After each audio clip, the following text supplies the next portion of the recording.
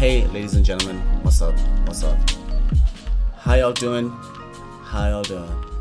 So long. We're just gonna be looking over one of the other drafts in the meantime. Still just waiting for Vici Gaming Alliance to start. As you can see, the lobby is full. 10 out of 10 players are there, but you know they haven't started playing as of yet. So we'll give them a second to load into their lobby, do their thing, get their swag going. In the meantime, let's look into one of these other drafts for the moment, because I think you can learn a lot at any given tournament, especially on LAN, by how the teams are drafting against even some of the lower ranked teams, quote unquote. So those of you who don't know, I'm Sneh, by the way. Hello, what's up? We're doing the webcam vibe today. We're about to be on this level, so I'm blessing you guys with the drip. You're welcome in advance. Let's just make sure. Alright, so the game just went live, so it should soon be showing up in Dota TV. So we've got a little bit of time. In the meantime, I do think, you know, in the qualifiers for... Wait, I don't have any sound. What is going on here? Hold on. I think I changed something with my volume mixer. There we go. Now y'all should be able to hear stuff. I'm pretty sure you can hear the dots now. Sweet. 10 seconds remaining. And I'm pretty sure that there we go. Alliance Vici Gaming, ladies and gentlemen. Woo! This is going to be pretty exciting because I honestly am of the opinion right now that Alliance is the up and coming team. So come like TI, right? When looking back on this team, I expect they're going to come top 6 on the DPC points. Should be able to top 6 or top 8 if they keep going at their current trajectory. I think this team is surprisingly good. So looking forward to see what they actually pull out. Here though, it's not loading into the lobby, so it's pretty chilled. It's no problem. Still have a little bit of moments. Let's just make sure I sent out all the tweets, all the correct tweets.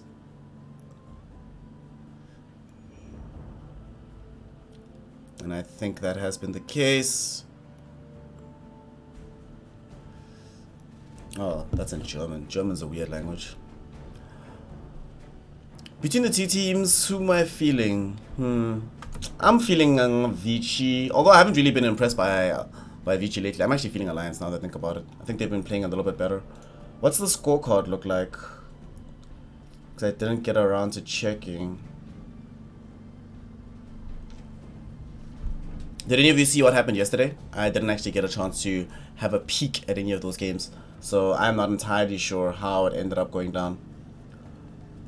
Webcam, baby. I'm out here, baby. What's up, Kurt? How you doing, fam?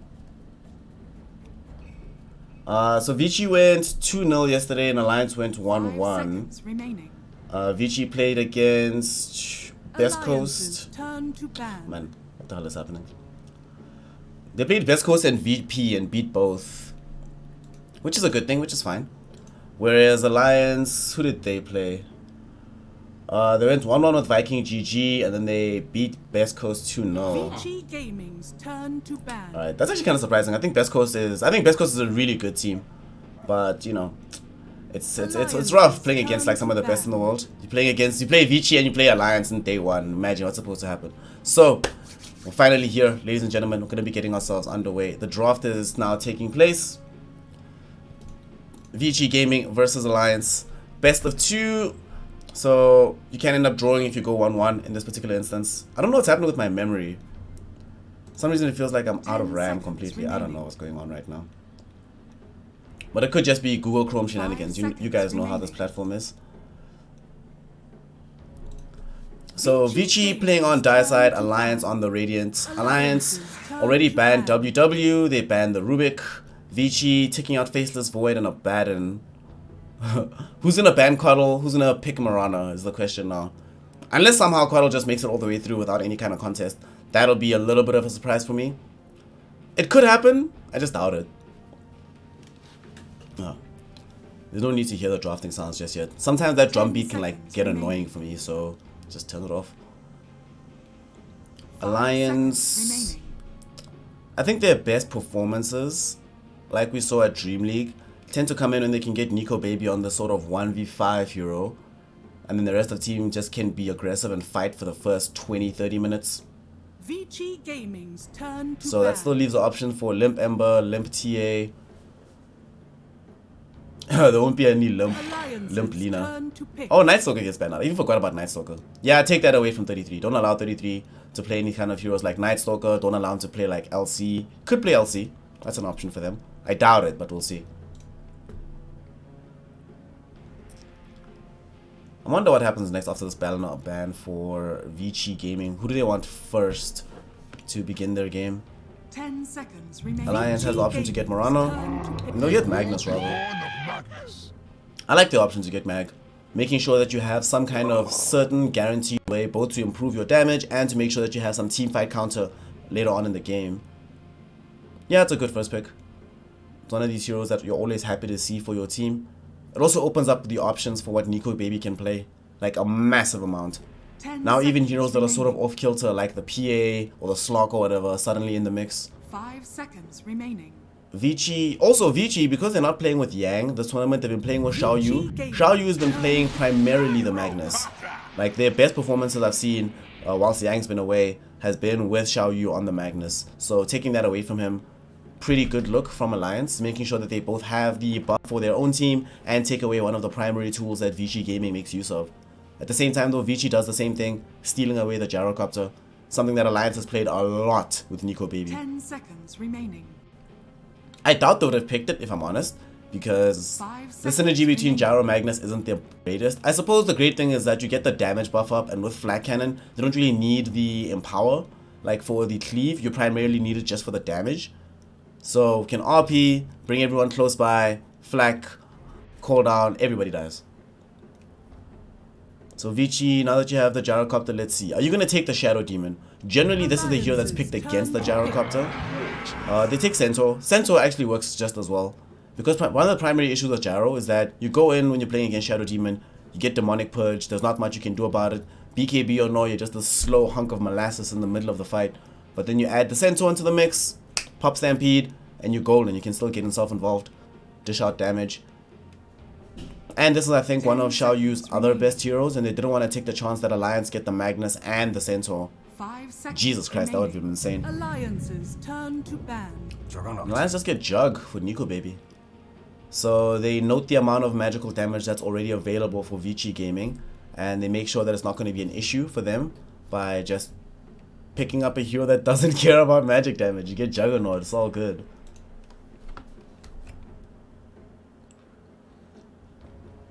By the way, this is green tea. Y'all should have some. It's really good for you. remaining. And it tastes good. One of the best parts. 5 seconds remaining. Also, the only benefit really of just running your own stream rather than being, you know, invited to events and stuff is that you can do what you want. So I'm gonna be out here drinking tea, having myself a good time, cause ain't no worries. Nobody's breathing down my no boss is breathing down my neck right now. There's no production manager in my ear. No money too, but you know, sacrifices must be made.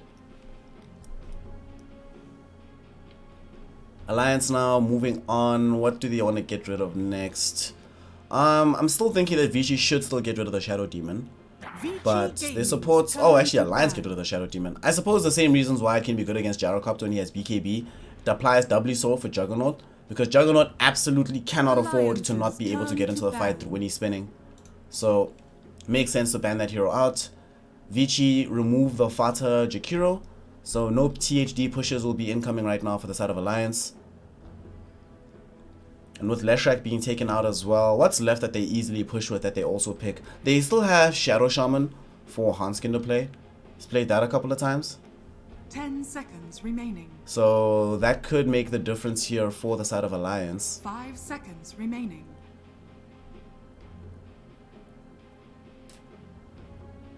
But that's about it that's left that they can still easily push with. Otherwise, they're just going to have to resort to just getting involved with fights. And just say, whatever, guys. But the one big thing, though, is that they do have Magnus Jug. This is an outrageous amount of farm that Nico Baby is going to be getting. And I must say, one of the main reasons why I'm rating Alliance as my up-and-coming team to watch for a while has been Nico Baby. Like, when he was playing for Clutch Gamers, he was okay. He was good. There were a lot of games he was carrying, but he was alright. But I think the move to Mineski, I don't know what happened in that team house, but it changed a lot. And he became a much, much, much better player. At TI already, you could see it, but since, it's just been uphill trajectory for the boy. I like this ban, actually. Even though they could have picked it up themselves, Alliance. they also are aware that they're going to be going into the phase where they're picking second in second phase. So giving away Centaur and Gyro and Shadow Shaman, probably a bad idea. Don't do that. Remaining. 5 seconds Alliance. What are they going to have to deal with after Vici bans this? Vici. You know, we've seen the resurgence of Earth Spirit. I doubt we'll see it here today. I still like Mirana for Alliance, actually. I think they need some range support for themselves. And Moonlight Shadow is such a useful tool at almost all stages of the game. I would kind of like to see it come out. Whether or not it does is a separate story to begin with, but we'll see if that ends up happening. Oh, Naked Penguin, thanks, fam. I'm happy to stream, bro. Happy to stream. And Shizamaru, some Skrizzle. Thank you, fam. We appreciate it. Thank you a lot for the subscription, fam. I appreciate it. Vici now, what's it gonna be? They ban Kunkka for the mid lane, so Limp will have that option taken away from him. And they pick up the other Hex. Knowing that the Shadow Shaman is banned, you might not have the instant initiation from that Hex on the Shackles, but now you have Earth Spike with Hex and Finger of Death as well, so you get the additional magic damage onto Jug before he's able to spin away. They have a lot of magic damage on Vici. I wouldn't be surprised if Alliance, whatever hero they put in the offlane for 33, should be somebody that buys a pipe. 10 seconds remaining. 5 seconds remaining. Actually, I think they could get away with Underlord. I doubt that they will, but I think they could get away with it. What? I haven't seen this hero in so long. Grimstroke now coming out for the side of Alliance. Soulbind, Omnislash. Inkswell with Magnus. Stroke of Fate after RP. That's actually a decent game for the Grimstroke. And the Phantom's Embrace can be very, very useful here versus heroes like Gyrocopter, Lion, and Centaur.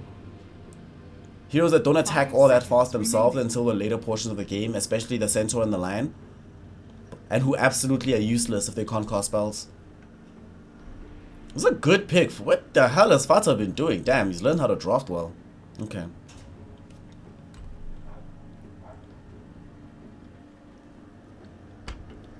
Vici Gaming, what's it gonna be next? So they've got one of their supports. They have lost overall pick, and I think they would rather save that if they can for Ori. We already have the Eurus hero. Already know what Xiaofu's gonna be playing. Or Xiao Yu, not Xiaofu. Xiaofu's the player on Keen Gaming, I think. Yeah. We know what DY is gonna be playing. Still need to see what PYW will handle. Maybe PYW will play the Lion, but I just can't see it. They should just pick the other support hero right now. Something that could also have a stun, perhaps. Maybe the Dank Willow could be nice. They get Warlock, okay. DY Warlock, PYW, Lion. That's a outlandish teamfight right now for the side of Vici Gaming. Chaotic Offering, Fatal Bonds, Flak Cannon from the Gyrocopter. If Centaur is able to find a two-man Hoofstomp to lead off one of these fights, and then there's any kind of follow-up from the rest of the team, it's curtains for Alliance. 5 seconds remaining. Now Vici will be dealing with, you know, earlier I was saying one of 33's best heroes is this LC. And here it is. LC. Do you get the double duel? You actually do, right? Through Soulbind. But yeah, you don't get the Omni Slash anymore since they changed the Omni to be an attacking apparatus rather than just Omni Slash, and they changed the patch when they patched it out. But I do believe you get the double duel and you get both damages if you win. I don't know. I've seen it once or twice before, but the interaction is kind of weird. The one massive thing that this does, right? Guys, you know which spell is really underrated in the game of Dota 2? Press the freaking attack is a broken spell, and I don't understand how this hero keeps getting through having a spell like that. So with press the attack being available from the LC, how do you kill anybody right now? I imagine that the mag this game is gonna buy mech or arcane boots, and then if you have pressed the attack and a healing ward at any given point in the fight, Jug is not gonna find it very difficult to lose his life. Grimstroke probably ends up buying what? In this game you buy a Glimmer Cape, you apply it on the target that's being gone on by Vici Gaming. It's not ideal, but LC can still buy pipe, and you can be defensive in that fashion. 5 seconds remaining. So I think Vici's gonna have a little bit of rough time with sustain, but we'll see. It depends on how the laning phase goes. Because if they start out leveling the side of Alliance, then Alliance basically has no option in the team fights. Because you'll be using all your spells purely defensively, and you never want to be doing that when you're playing with Juggernaut Magnus, especially with LC. Blink Tiny, or the Tiny gets banned away by Vici Gaming. I'm kind of hoping that the last hero for Alliance, it would be nice if they pick like something like Storm. They probably won't because of the danger of playing Storm into Centaur Lion. But something that can get the Inkswell on it and jump to the far side of the fight as pseudo initiation and force Vici Gaming to sort of disperse. Then you immediately have the advantage of being able to dictate the terms and the terrain of the team fight itself. Alliance taking their time, 10 seconds for their last ban. Vici Gaming will have the last overall pick for Ori. And they have more options than Alliance does. That OD would have been so nice. Not going to be an OD for them. I don't think they want to be picking something that farms too late. 3 months ago I would have said Ori can play Wind Ranger. Maybe he plays TA. I don't mind TA here, actually. BKB hero. Refraction is kind of nice versus the Legion Commander. If you happen to get duels just as you hit Refraction, you make LC's life a little bit complicated. And they don't have that much dot damage either on the side of Alliance. They'd be relying on your spin pretty much to get rid of the thing.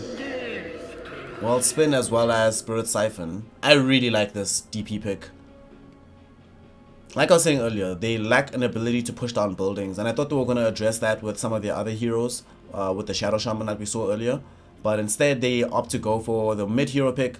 Instead of it being DK or something, you get the easier push, and this is a way to secure Roshan, which you didn't really have a good, easy way of being able to take before this. I mean, LC can solo the Rosh at a particular point, but now you also have that secure Roshan, you know, that insurance in case things go awry for 33.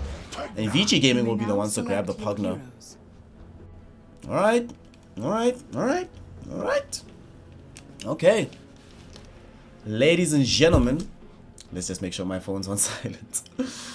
Oh lol, wouldn't it be hilarious if like while in the middle of the game phone starts ringing and it's like, oh snap, this isn't going well. Alright, so ladies and gentlemen, here we go. Alliance versus Vici Gaming. The draft is now concluded with this Pugna to come in for Vici. I will personally say I prefer the Alliance draft. I think it might be easier to execute, but Vici Gaming, they still have a lot of options, right? I think this Nether Ward is going to be quite toxic for the Death Prophet to deal with for Limp. Mid lane, it's going to be very complicated for this DP to secure his advantage that side. But the more important thing about this draft that I think we need to take note of is the fact that Alliance has an easier way to scale towards the late game with Magnus, Juggernaut. Gyrocopter can do all of it though, but I still feel Alliance is going to have this one. So as the teams are getting ready, about to get into the game, we're about to do this, ladies and gentlemen.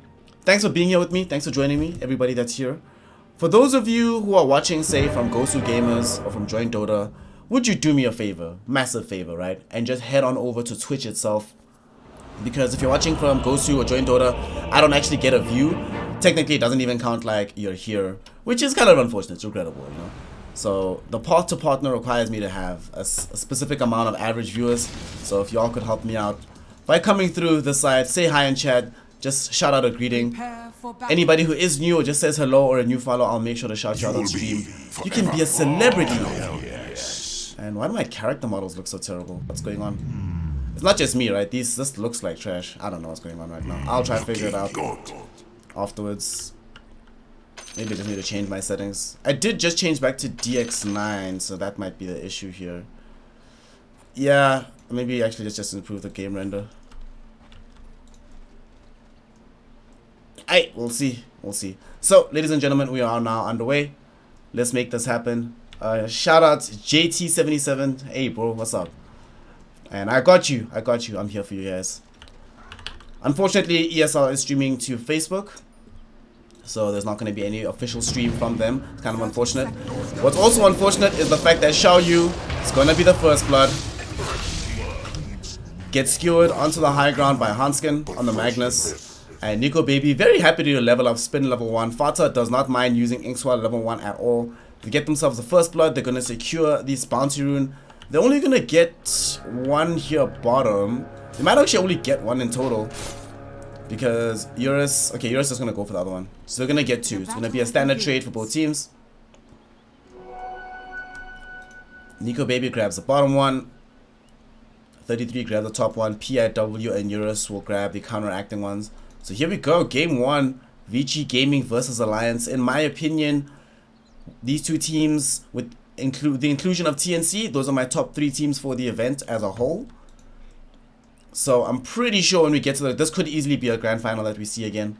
So ladies and gentlemen, let's get underway. They're starting off with a tri-lane at bottom, which has been scouted out thanks to this observer ward. So they know that Hanskin is right here. And DY and PYW did roll down just to make sure that Xiao Yu does have some support. So they're running an aggressive lane here, which leaves LC alone versus this gyrocopter, which honestly, I would rather be the Legion commander in this situation. And they're going to send over PYW's lines just to make sure that they can zone out LC. So now the game is not going to be as hard. Might actually end up losing his life here. No, Eurus went for the flag cannon level 1. So there will not be any access to the rocket barrage. So 33 will be fine. Will be a-okay. Bottom lane, I would like to see whether or not Hanskin or Fata, either of these heroes, is going to make their way towards the top side of the map to help out 33. Because it's one thing if he's 1v1 versus Gyro, but with 1v2 with Lion nearby, until he hits level 4, it's a pretty rough lane for the LC, especially if nobody's there to drag creeps for him. But we'll see what they decide. This mid lane is going to be a fairly interesting matchup. Both heroes can farm quite easily. Limp using the Crypt Swarm, Ori making use of the Nether Blast. And because of the Crypt Swarm for the DP, she's not as threatened by usage of the Decrypify. You can just farm with Crypt Swarm, it's fine. Don't have to worry about missing lost hits. You can even save your lost CS for the range creep, or your Crypt Swarm rather for the range creep. So if you do get decrypt, it's not that deep.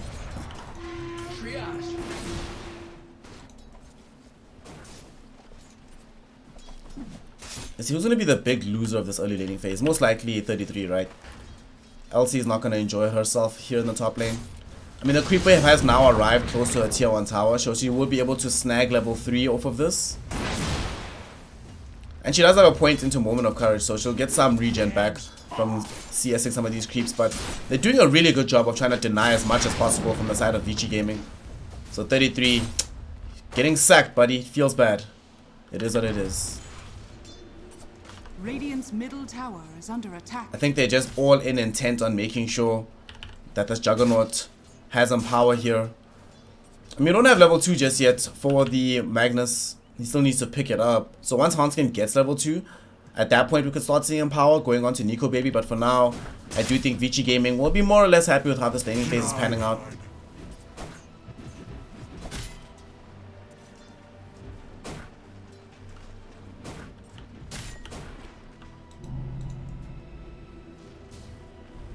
Mid is honestly going to be really boring, guys. They're just going to trade farm. Ori, if he gets onto the high ground, can deal damage onto the tower, whilst Limp cannot. But Limp, with Crypt Swarm, can always make sure that the creeps are too far away for that to happen. So unless we get a rotation here, or we get level 6 for Limp, I don't expect any deaths to happen in this lane. Bottom, also kind of boring. We're not going to actually see any deaths here either. Actually, laning phase is going to be kind of boring, because 33 has realized he's going to be completely zoned out. And all he can do is try and get some level of experience in the periphery from the gyrocopter. Eurus is going to be outlandishly farmed though, because unlike his counterparts on the Juggernaut, he's in a dual lane here and top, so he's going to get more experience and a lot more deniers already at his helm right now. 10 of them. And also Centaur is doing a lot better against this sort of tri-lane than the LC is doing against the dual lane. So you're much happier as Vici Gaming with this earlier laning phase. And I wonder if Centaur is indeed going to be building, just go straight for that, the Crimson Guard this game, given that you're playing against the Limp. Crimson Guard versus DP is actually amazing. It's kind of shocking how much less damage you do with Exorcism. And you can't really get used to it as a DP until you see it happening to you. Then you're like, man, this sucks. This is garbage. They get the kill bottom. Bring down DY. Did Hanskin have to commit the skewer? No, he did not. Just use Shockwave. So they rather opted for the Shockwave with the Inkswell. And that enabled them to get the kill.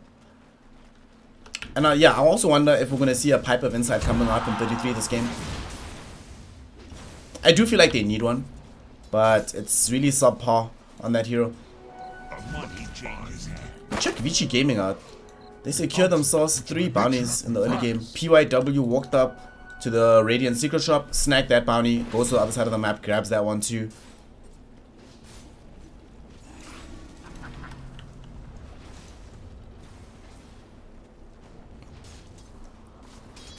And DY rotates mid just to plant an observer ward. There is going to be an Earth Spike going out onto Limp. They want to try and find this kill, but he managed to get the Spirit Siphon out.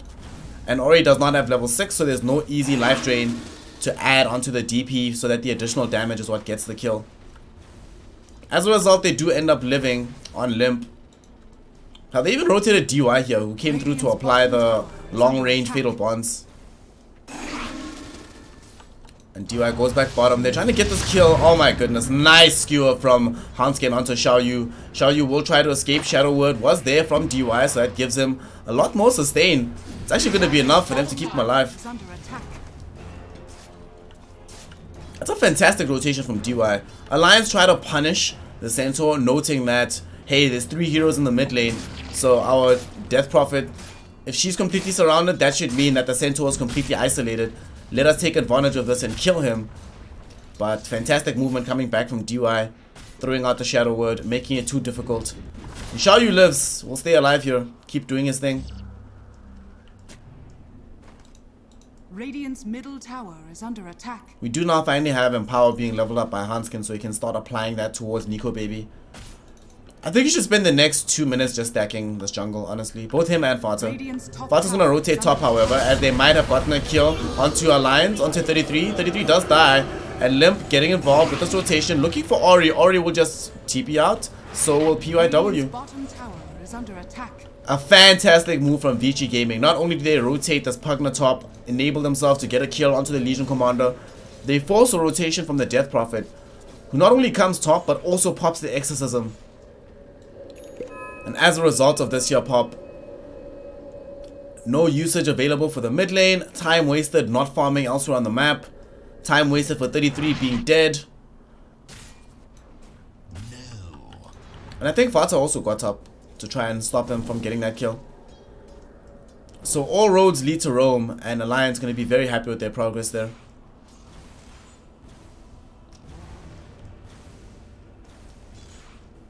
Dire's structures are fortified.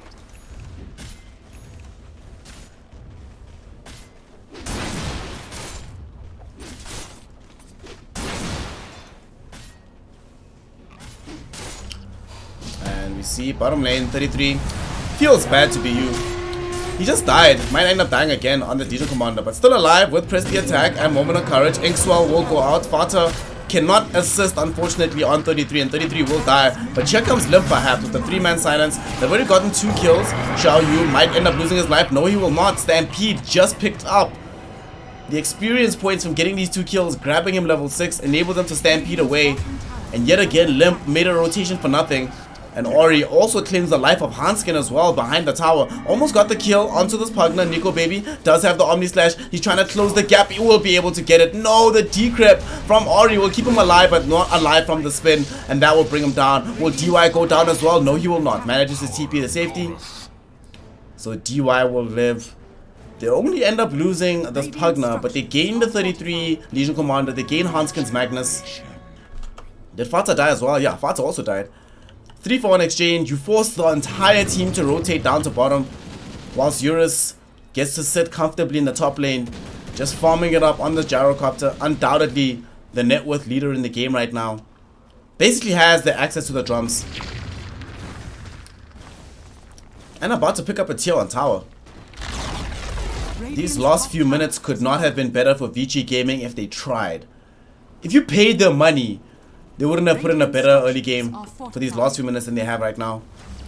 And, well, technically they are being paid money to do this. So, okay, dumb example. That was a terrible sentence. Xiaoyu now also manages to pick up the tier 1 at bottom. And indeed, like I said, he's going to be going directly for the Crimson Guard. Because he understands, playing against DP, playing against Magnus with Juggernaut, removing physical damage is the way to go. And we don't see any real progress towards a defensive item for Alliance for quite some time. Actually, we don't see progress towards items writ large. I mean, we see Jug has access basically to drums, and Limp will very soon have power treads. Ideally wants Yules next. Can they get this kill at bottom? Now Xiaoyu seems to be aware that something might be alright. Gets out of dodge, gets the safety, links up with DY, and they're just gonna end up pushing out this mid lane. Ori is already in the vicinity. There's a siege wagon that's coming in as well. And Xiaoyu with level 4 retaliate, he can just tank up the shots from the tier 1 tower. Like, what's gonna stop him?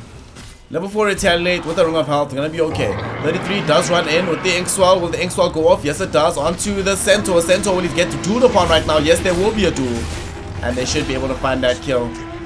Did end up popping the retaliate. Oh, he didn't. Oh, had he popped retaliate, I think 33 might have died. That centaur was dishing out a lot of damage. But 33 does end up getting that duel kill, and they defend the tier 1 tower, which I think is the important thing. Now Alliance still not completely happy with this set of events, but they're not losing out as much on the map anymore. They're still creating space for Limp to farm bottom. Nico Baby trying to catch up in the jungle right now, and he is farming remarkably fast. He will soon be outstripping Ori, and he does have this advantage of having Hanskin nearby to just give him the empower when he needs it. He actually went for the level 3 empower just to make 100% sure that we had more damage. In the mid lane though, we do have a cooldown. After the chaotic offering was dropped, 33 is still alive, getting chased down right now by several heroes, and he will end up losing his life. But he's the only one to fall right now. Vici though, with the chaotic offering golem pushing forward for them. They don't want to waste time right now. They still want to maybe snag this tier 2 tower, or at least dish out some damage to it. But they're going to be satisfied for now. If they can steal away some of these ancients, that would make them super happy, but I don't think they have the time for that. They should just back away. Middle tower is under attack. And here comes the rotations from the rest of Alliance. Oh, beautiful silence coming in on multiple heroes. It's going to be a 2-man RP onto the line, as well as the Xiaoyu Centaur. There will be a hook stomp, Soulbind will be there. Can they get the slows out? So the Inkswell will make sure that they do not get themselves away. There will be the Omni Slash. Duel from 33 does come out just at the end of it, and both heroes will die to Limp. Only one instance of the duel actually connected, so 33 only gets plus 10 damage. Radiant's middle tower is under attack. But still, you're okay with it, especially since Ori is still pushing in the mid lane. Honestly, if Ori gets this tier 2 tower, it was well worth their deaths. And he's just gonna get zoned away by the DP, but he'll be happy. Going for this early Veil of Discord. The Veil is nice on this hero, I think. Dire's top tower is under attack. Veil, Aetherlens, with the amount of magic damage you have on your team in general, I like this build. Bottom tower is under attack. Is this Eurus getting a Diffusal Blade or a Yasha is my question. I guess we'll see soon. Also, my prediction was wrong. Nico Baby did not end up outstripping the Pugna in terms of his farm, despite his best efforts. I still think he'll get there, maybe not yet. Potentially if they can get an engagement somewhere on the map. I feel like they desperately need to get Blink Dagger for this Magnus. They're struggling with initiation. And Vici's fine with it, right? They're like, well, we're actually just happy to sit far away with Centaur at the front lines of the fight, pushing with the Nether Blast from Ori. That makes us very comfortable. And they have to buy these more early game items for Vici. Their lineup doesn't scale in the same way for the ultra late.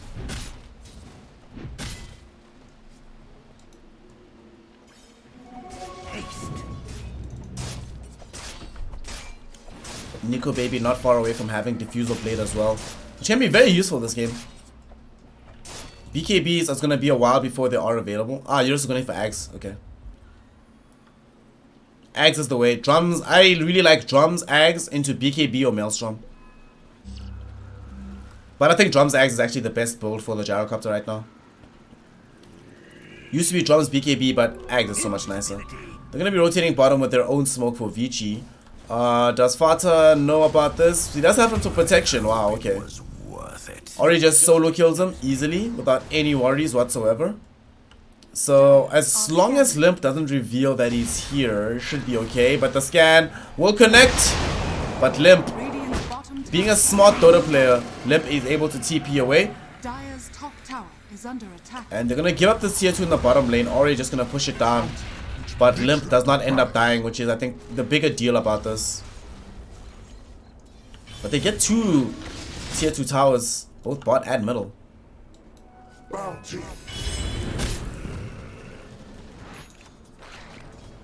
That's kind of surprising. That's concerning mostly. Let me just say that. 6k gold lead right now for the side of Vici. Eurus almost has a full Aghanim Scepter. Looks like Xiaoyu has changed his mind, unless this is a full Crimson Guard. Never mind, it's a full Crimson Guard. It's already up, how are you kidding me? Alright, so we're gonna get Crimson into Blink. Already has it. That's kind of outlandish. But all hope is not lost. We have Limp Yule Scepter. Nico Baby does now have the Diffusal Blade as well, moving into the Yasha. And here's the big thing, right? The issue for Vici Gaming isn't going to be pushing outside of the base as they have been up until this point. It's going to be pushing up the hill. Because all they really have is to throw in Nether Blast from Ori. But Alliance at some point will have Jump. They will have this Blink Dagger from Hanskin. And it's not like it's just an Blink RP. It's really, really scary playing against Inkswell from the high ground when you don't have vision of the hero that has the Inkswell on it. And because of the available D-push from Vici Gaming, them being able to plant down this Nether Blast is going to require Ori to get a little bit closer than he might otherwise be comfortable doing. And mid lane, Xiaoyu, is he going to die? Duel, nicely done. With the Omni Slash will be there as well. And they do have all the damage out. Will there be enough to get a kill? Not just yet. Cooldown will be there. They actually will be able to burst down the LC instead. And Xiaoyu was able to get off the Crimson Guard. They just didn't have the damage. I don't even think he got the Crimson Guard off before the duels and everything. He might have. But big picture, they just didn't have the damage. And that was everything. They used the Omni Slash. They didn't use RP, but they had him power out onto multiple heroes. They had Limp there. It just was not enough. Nico Baby though, trying to skate in behind the fight. Looking for a way to be able to get off the Omni Slash. Eurus getting himself inside a spin right now. Phantom's Embrace will fly out, stunning out PYW. Several heroes will rush forward. They hex up onto Hanskin as well, so there will be no follow-up RP. And I'm not sure why Alliance is taking these aggressive plays. Without the Blink Dagger yet from Hanskin, it's so difficult to make these initiations. And Xiaoyu slowed up by the Diffusal, but there was no follow-up damage. Vici Gaming are too circumspect with their positioning, so they're able to make sure that Xiaoyu has some reinforcements, gets protected, ends up not losing his life there. So Alliance end up just bleeding away 3 kills in almost quick succession for no reason. They're gonna try and get another dual kill though. And 33, okay, see, he understands he has to build pipe and he's doing it, but he's not happy about this at all. Like, he wishes he was building Shadow Blade or Blink Dagger right now. Like, he is going to regret having to buy pipe this game. I honestly feel it's so bad on this hero as to almost not be worth doing. DY, okay, this is a nice dual target. If they can get said duel, 33 trying to close the gap. Can he get it off? Yes, they can. There's going to be the duel. Gyrocopter will just TP out because he's like, nope, sorry. But Limp will be able to pick up some duel damage there. It would have been nice if 33 was the one that got the kill and the duel damage, because then you also get closer towards having pipe. I guess Limp also needs BKB, but I think pipe right now, pipe into Blink is more important overall for Alliance than them getting BKB on the Death Prophet. Dire's middle tower is under attack. Especially given just how slow 33 farm has been. He has less net worth than PYW's Lion, guys. Like, Lion is about to have Blink Dagger, no joke. If they find this kill at top and reveal this Blink Dagger for Xiaoyu, then they legit will be able to pick up Blink Dagger now for the Lion. He has it now anyway, once he gets the last right click. Yep. Blink on Lion. I think this is going to be coming out with a smoke. Oh, they already have a smoke for DY. So there we go. They're going to make this happen. PYW is going to be the one to go back and pick up his Blink. And let's see where the team wants to engage upon. They're drawing the line through the Alliance jungle, so they potentially have an idea that Alliance has presence on that side of the map. And who are they gonna find? 33. First one to find himself getting started up. Will they try to go for any big flight? There's gonna be a nice silence, preventing anybody from dying just yet. 33. Not gonna go for a duel. Nice RP catching out onto double heroes. Will there be an Omni Splash flying through onto this? No, they will not, because the damage onto the Juggernaut was way too damn high. And the burst is too good from Vici Gaming. They do it in seconds and they're not done just yet. Still jumping off onto Ori. Does have Exorcism going, but it's not really gonna matter as Vici Gaming with the smoke. Excellent place to take a fight. For my Not only do they find a huge fatal bond. What? Ori finishes the team wipe? I thought Fada went home. Fada went to try and get bounty runes, but Fada died. So they got team wiped. 5 heroes die, and you're gonna lose Roche. Feels bad, man. An Alliance now 10k gold behind. It looked like it might not be so bad when Hanskin got off the 2-man RP. I believe it caught Xiao Yu and it caught PYW. But unfortunately for them, almost immediately afterwards, DY drops down the Chaotic Offering. Throws in the Fatal Bonds for good measure. And then it's just way too much damage. Eurus is there with Aghanim Scepter. He goes for the Maelstrom. This is the right build, my friend. He realizes BKB for what? What's threatening me right now? With this Crimson Guard, honestly, we're not taking any damage. And that fight was doubly unfortunate because Magnus had just picked up the Blink Dagger right before it. So his reveal of the Blink RP was in a situation where they get team wiped. Feels bad. Vici Gaming just setting a blistering pace right now. And I was saying that my concern, like when they were drafting, I was saying that my concern was what happens in the early game if Vici Gaming end up just sort of rolling over the lanes and find themselves always having higher levels than the side of Alliance. And this is kind of what it looks like, where Alliance doesn't feel like they can fight right now at all. You need like 2 additional items. Nico Baby needs to finish off this SNY. 33 needs this pipe. Did he abandon it even? No, he has the pipe at the very least. And DP needs his BKB very badly, but Vici already turning the corner on the next round of items. Jaro starting to build Satanic to pair up with his Ags Maelstrom. PYW, of course, will almost have Aether Lens quite soon. And they have Vision now. Uh-oh. This Observer Wood. Only up for 1 more minute, but it might still do some major work. There are several heroes of Vici Gaming inside these trees. They're just going to go into the high ground. They're like, well, okay, we'll push. We're happy to do this. Come fight us, guys. And the fight may be coming as they are popped off us to scan. There's going to be a blink. No RP just yet. Hanskin, wow, dead immediately. Or gets another blaster and then Dagon up. He's going to lose his life. We're going to see Limp getting jumped upon right now. Press the attack will keep him alive for a little bit longer. With the Exorcism flying about on the Omni Slash. They do manage to bring down the 1. Make that 2 with the Lion and the Gyrocopter's first life being taken away. But Gyro's going to come back for a second time. Nico Baby does manage to remove the life away from Xiao Yu. Fata having brought back for this one. They want to try and find more. Will they be able to find the relevant slows? They slow down DY. But they don't want to go up onto the hill where they don't know where Eurus and Ori are sitting. So they managed to defend the base. Are they going to smoke now themselves? Nah, they won't. Cost a buyback from Fata. It's only the 1 buyback. It's not so bad. It's not so bad. It's a hold at the end of the day. That's the important thing. And Nico Baby survived the engagement, getting a kill for himself, as well as being alive whilst Gyrocopter loses his life. So things not looking amazing for Alliance, but not done just yet. Hanskin, top lane, RP, onto this line, RP, oh my gosh. Nico Baby decided not to spin. He wanted to save the spin for the spin TP out.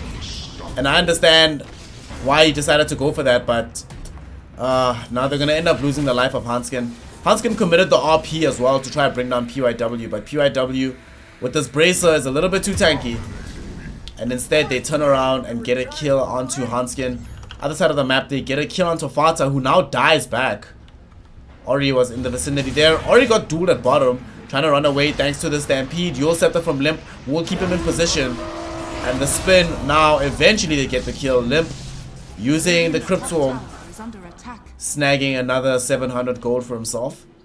Man, Limp is taking all the money for these kills. His team has 10 kills. He's been involved in 9 of them, 5 of them being his kills. Radiant structures are fortified. Radiant's top tower. I mean, it's a good look for them to be able to bring down Ori, because if Ori isn't at top with his team, that means that he can't go onto the high ground and pepper the buildings with the Nether Blast. They could potentially still run up with Centaurs, Retaliate, and use that as their damage blocking tool anyway. But they're going to play a little bit more safely without their access to the easy push from the Pugna. Dire's bottom tower has fallen.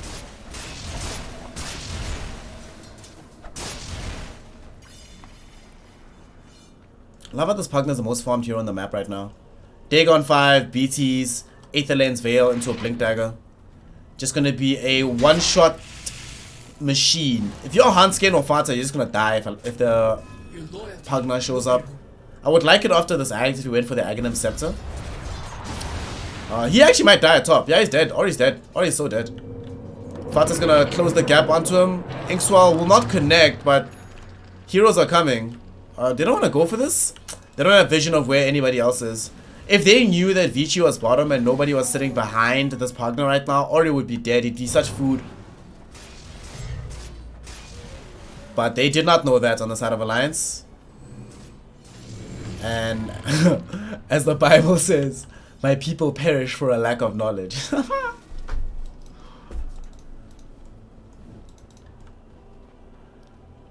Bottom PIW has Blink, Aetherlens, Bracer going for the Aeon Disc next. Still has more net worth overall than 33. Who still is lacking a Blink Dagger. No Blink makes life pretty hard for LC in a game like this. Like, how do you get on top of heroes like Centaur or even just a Lion when there's so many hexes, impales, stampedes, etc. Many different ways for them to decide to get away from the team fight. They're gonna smoke up now themselves on the side of Alliance. Let's see what this movement nets them. Heading off to the top side of the map. They haven't scouted out Ori, nor did they scan him just yet. And Ori's gonna port out, join his team in middle because they're gonna smoke. But are they gonna smoke or are they just grouping up because they're afraid of a smoke themselves? Yeah, they don't have a smoke on the courier, so I think they're just afraid that such a movement is indeed occurring. So get yourself out of dodge, avoid it.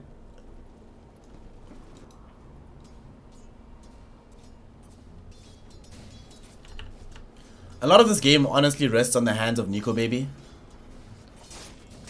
His performance on this Juggernaut will determine much of what Alliance can do. Between Nico Baby, Hanskin, and Limp, I think is what it's going to come down to. Dire are scanning. Dire scan does connect. Roche isn't up just yet, but Vici Gaming would love to take a fight right before the Roshan respawns. We don't have an exact time just yet on when that will be. 45 seconds until we have confirmation on when the big man is going to come back to life. Blink Dagger now up for Ori. With the Blink, they now have to smoke, right? Come on. You don't have a smoke? There we go. That's what I want to see. They smoke. They know where Nico Baby is middle. Nico, will he be... Oh, PYW has quick cast enabled. And he ends up getting the Hex onto a melee creep. If they Hex Nico Baby, there's no 4 staffs available for Alliance, so there would be no easy way for them to get him out of trouble. Even if he doesn't die, the fight starts off really disastrously for Alliance. Oh, well, we do see the Hope Storm coming in from Xiao Yu onto Fata. Fata Inkswell on himself. Doesn't end up making anything happen with it. There's going to be a cooldown landing onto 2, both 33 as well as Nico Baby. Nico Baby goes in with the Omni Slash. Hans going to lose his life before he can use the other RP. There will be a buyback from both him as well as 33. 33 looking for the duel onto maybe Xiao Yu, but he's too far away from any real targets right now. There will be a thoughts of one RP on the 2 with the spin from Nico Baby going on to these 2 targets. Hanskin is about to die back. 33, can he find the duel onto anybody? Not just yet, because Eurus is just going ham on the gyrocopter, having found a triple kill thus far. They decrep onto the Juggernaut just to make sure he cannot escape this fight, and they will grant Ori with the double kill. And that is going to be 5 heroes dead, as we did see a buyback on the Magnus. As Vici Gaming take that fight decisively, and they don't even want to go for the Roche. They have Pugna. They want to go for the buildings. They want to go for the racks. Tier 3 tower now getting pushed. It will get taken down. And the melee racks will be removed too. So melee racks are taken.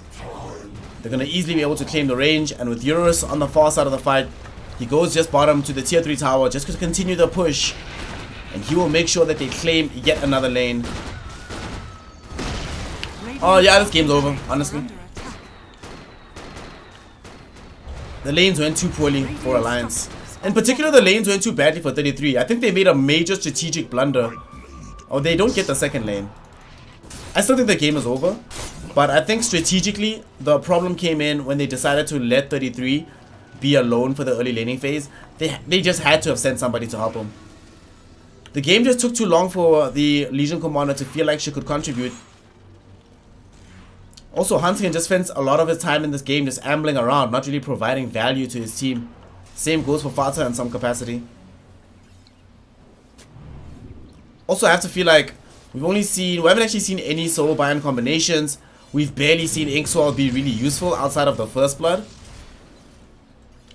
So, probably shouldn't have picked Grimstroke. Probably should have went to help the Legion Commander. The one bright side though for Alliance is that Vici Gaming did not claim the Roshan. So Aegis and Cheese is still available for Alliance if somehow they can get themselves a positive fight inside the pit. And the options are there, right? They have the spells necessary to win inside the Roshan pit. But then again, so do Vici. If they could somehow fight from Alliance while Vici did not have the chaotic offering, it would be a very different situation. But they don't have access to the timing. Moreover, they don't have access to the vision necessary to take this fight. I must say, Fata has not had a great game in terms of vision control. DUI has had his number at every step.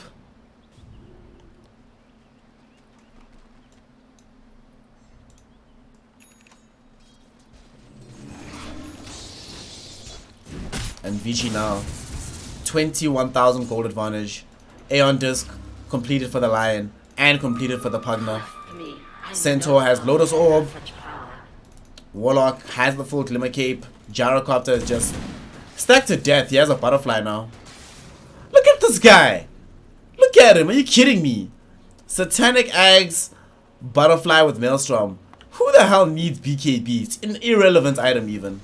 It's outlandish, man. Looks like they're gonna smoke again. And will Xiao Yu be able to initiate the fight for them?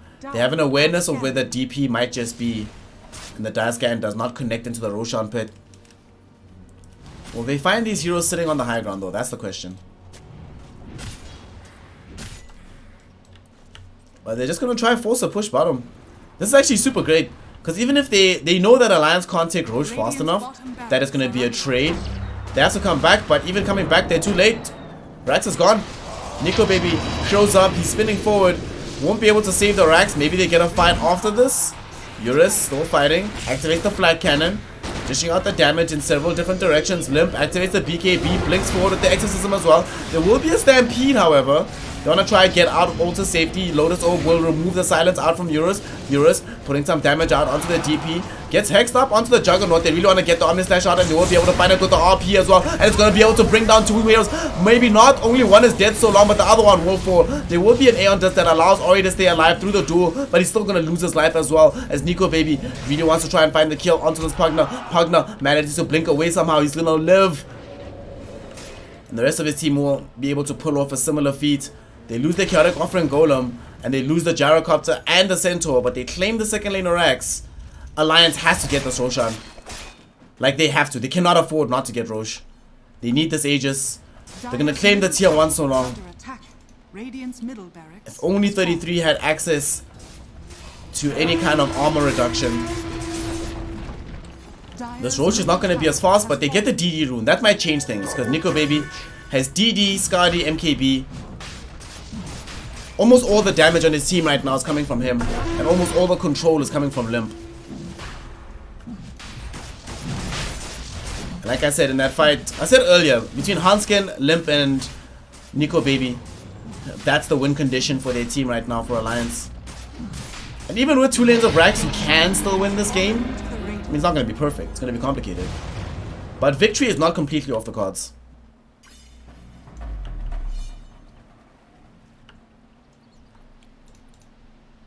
Jaro's going for the AC at the end of the draft. I'm okay with this, I suppose. Yeah, it's fine. Radiant's middle tower is under attack. Now I think the important metric to note for Alliance is whether or not they have available buybacks. They do not have for the Juggernaut, as he's shy on gold, and they do not have on the Magnus nor the Legion Commander, as both of them are shy on buyback cooldown. However, the nature of the buyback itself, they have the money, and Alliance will have the money for the Juggernaut not too long from now. They're gonna go for the Nullifier as his final item to swap in for this Aegis once it expires. But look where Vici are. They're bottom, fighting Limp. Limp is gonna die right now. No pops the cheese. He's still alive. Hanskin able to skewer PYW back inside the base. 33 almost certainly gets the dual kill here.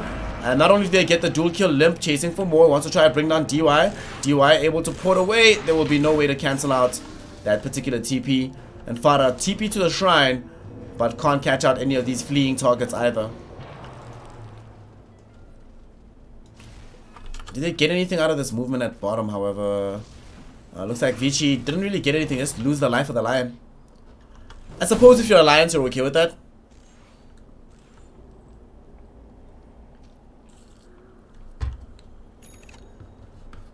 Where's Fatsa's gold? Like, what? Why does he just have 3k gold just sitting in the inventory? Didn't he have a Glimmer Cape at some point? Doesn't he want to buy a gem? Just buy a Glimmer Cape, bro. I suppose you do need to have buyback as well. But yeah, you can buy Glimmer Cape and still have buyback left. And in 1400 gold, in 400 gold, excuse me, you can have Glimmer Cape, buyback, as well as Arcane Boots. I feel like you should definitely go for those.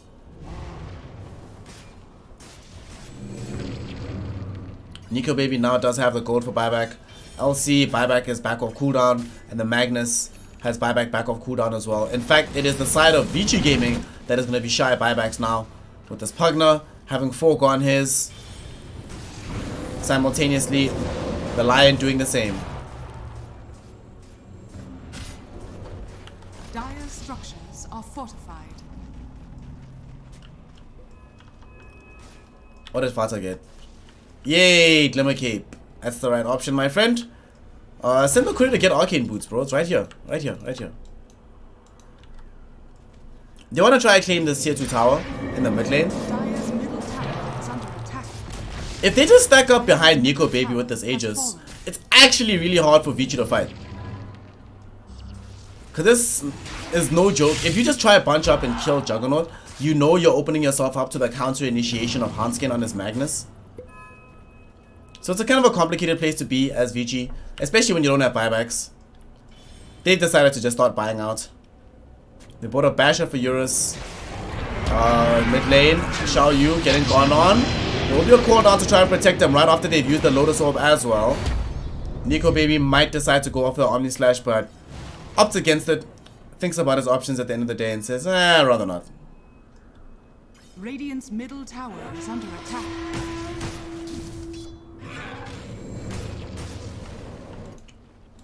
I must say this Lotus Orb has been such value for Xiao Yu. Getting rid of these silences, getting rid of these stuns, making sure that he's able to run away when he gets gone on himself.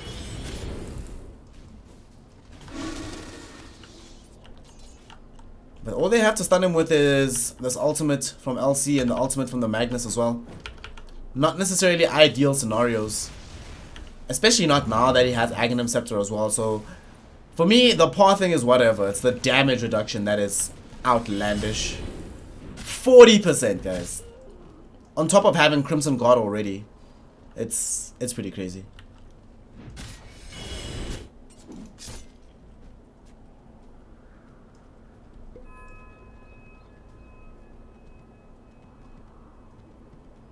So Hanskin is getting closer and closer towards having Le Shadow Blade. You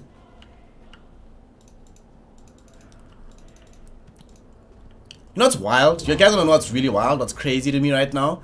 Is that honestly this game is kinda even. Even after Nico Baby doesn't have Aegis anymore, one bad fight could turn for Vici. Like Vici is still ahead, right? I'd say it's like 60-40 now. But it only takes one bad fight. And they've smoked up as they understand that this is the time to take said for a bad fight. Because now the Aegis has just expired. Nico Baby doesn't completely have buyback. Still needs 800 gold to have Nullifier plus buyback. is under attack. Wants to be able to farm Dire Triangle as much as humanly possible to get him to that point. Will he decide to forego the buyback is the question. Yes, he does. So he wants to be as strong as possible. No buyback for him. How did Gyrocopter get his buyback? Recruit so quickly. Eurus is already starting to play with 7 slots. Having to put the backpack in with the phase boots. Just keeping a double damage for the upcoming Roshan fight. Oh, it's going to be too long. 2 minutes for Rosh is too far away. An alliance now. One more. Check the camp first. Wait, before you fight, Nico baby, get buyback, bro. Get buyback. That's what I like to see. Now, finish this creep wave off. Smoke here on the high ground. And go do something on the map. They don't have a smoke though. Where's Fata? Okay, Fata's the one that's sitting with the smoke, but he wasn't nearby. So they might just decide to push onto the other side of the river, then come back and smoke. Yeah, that's the plan. They're gonna meet up, smoke. Try to reveal this nullifier. 33 just still doesn't have Blink Dagger, just has access to this Vlad's right now.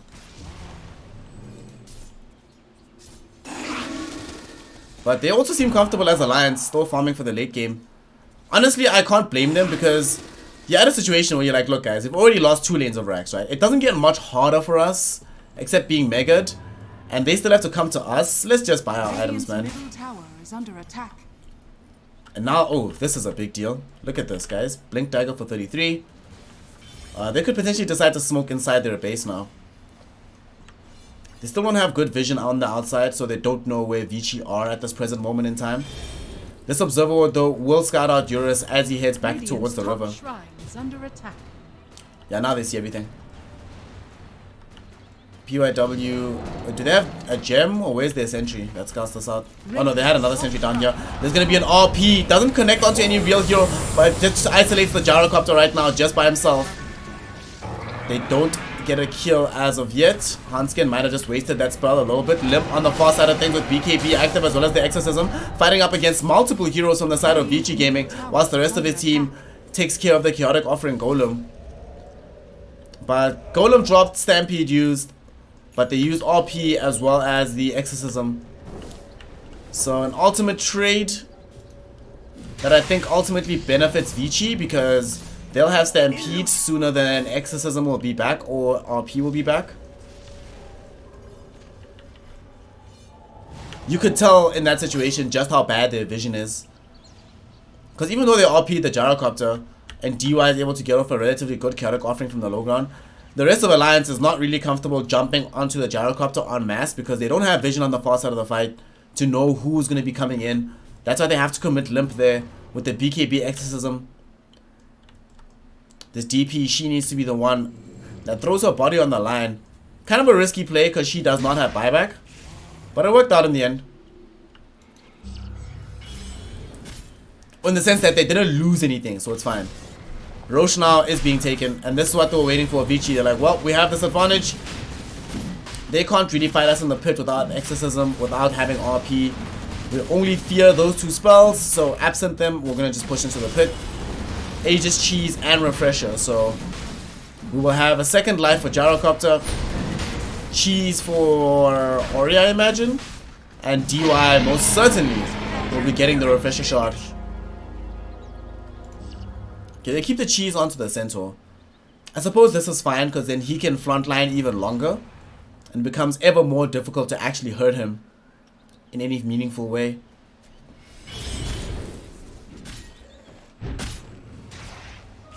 The nether reaches out. Gyrocopter now also builds an Abyssal Blade. Can forego buyback. Oh, Hanskin will skewer the Gyro back. Inksual will be there as well. They're doing a lot of damage onto the Gyrocopter and they've muted him as well. This might be the first life of the Gyro. Eurus, will he end up having to sacrifice his BKB? Soulbind will be down to 2 heroes. Nice Abyssal Blade. They turn around onto the Gyro, onto the Juggernaut rather. And Jug, oh, wanted to go in for the Omni Slash, but the Glimmer Cape keeping Centaur alive. There will be the RP. They now go onto the Gyrocopter. Gyrocopter does not have a BKB to keep him alive. There will be a nullifier as well to keep him inside of the base, and he will end up losing his life. Chaotic Offering now gets dropped down, but they've got the duel out onto Ori. Aeon just will make sure that he doesn't stay inside the base and stay losing his life. But Nico, baby, his Omni Slash might have been dodged up thanks to the Glimmer Cape and the push away, so that Xiao Yu didn't take all the damage.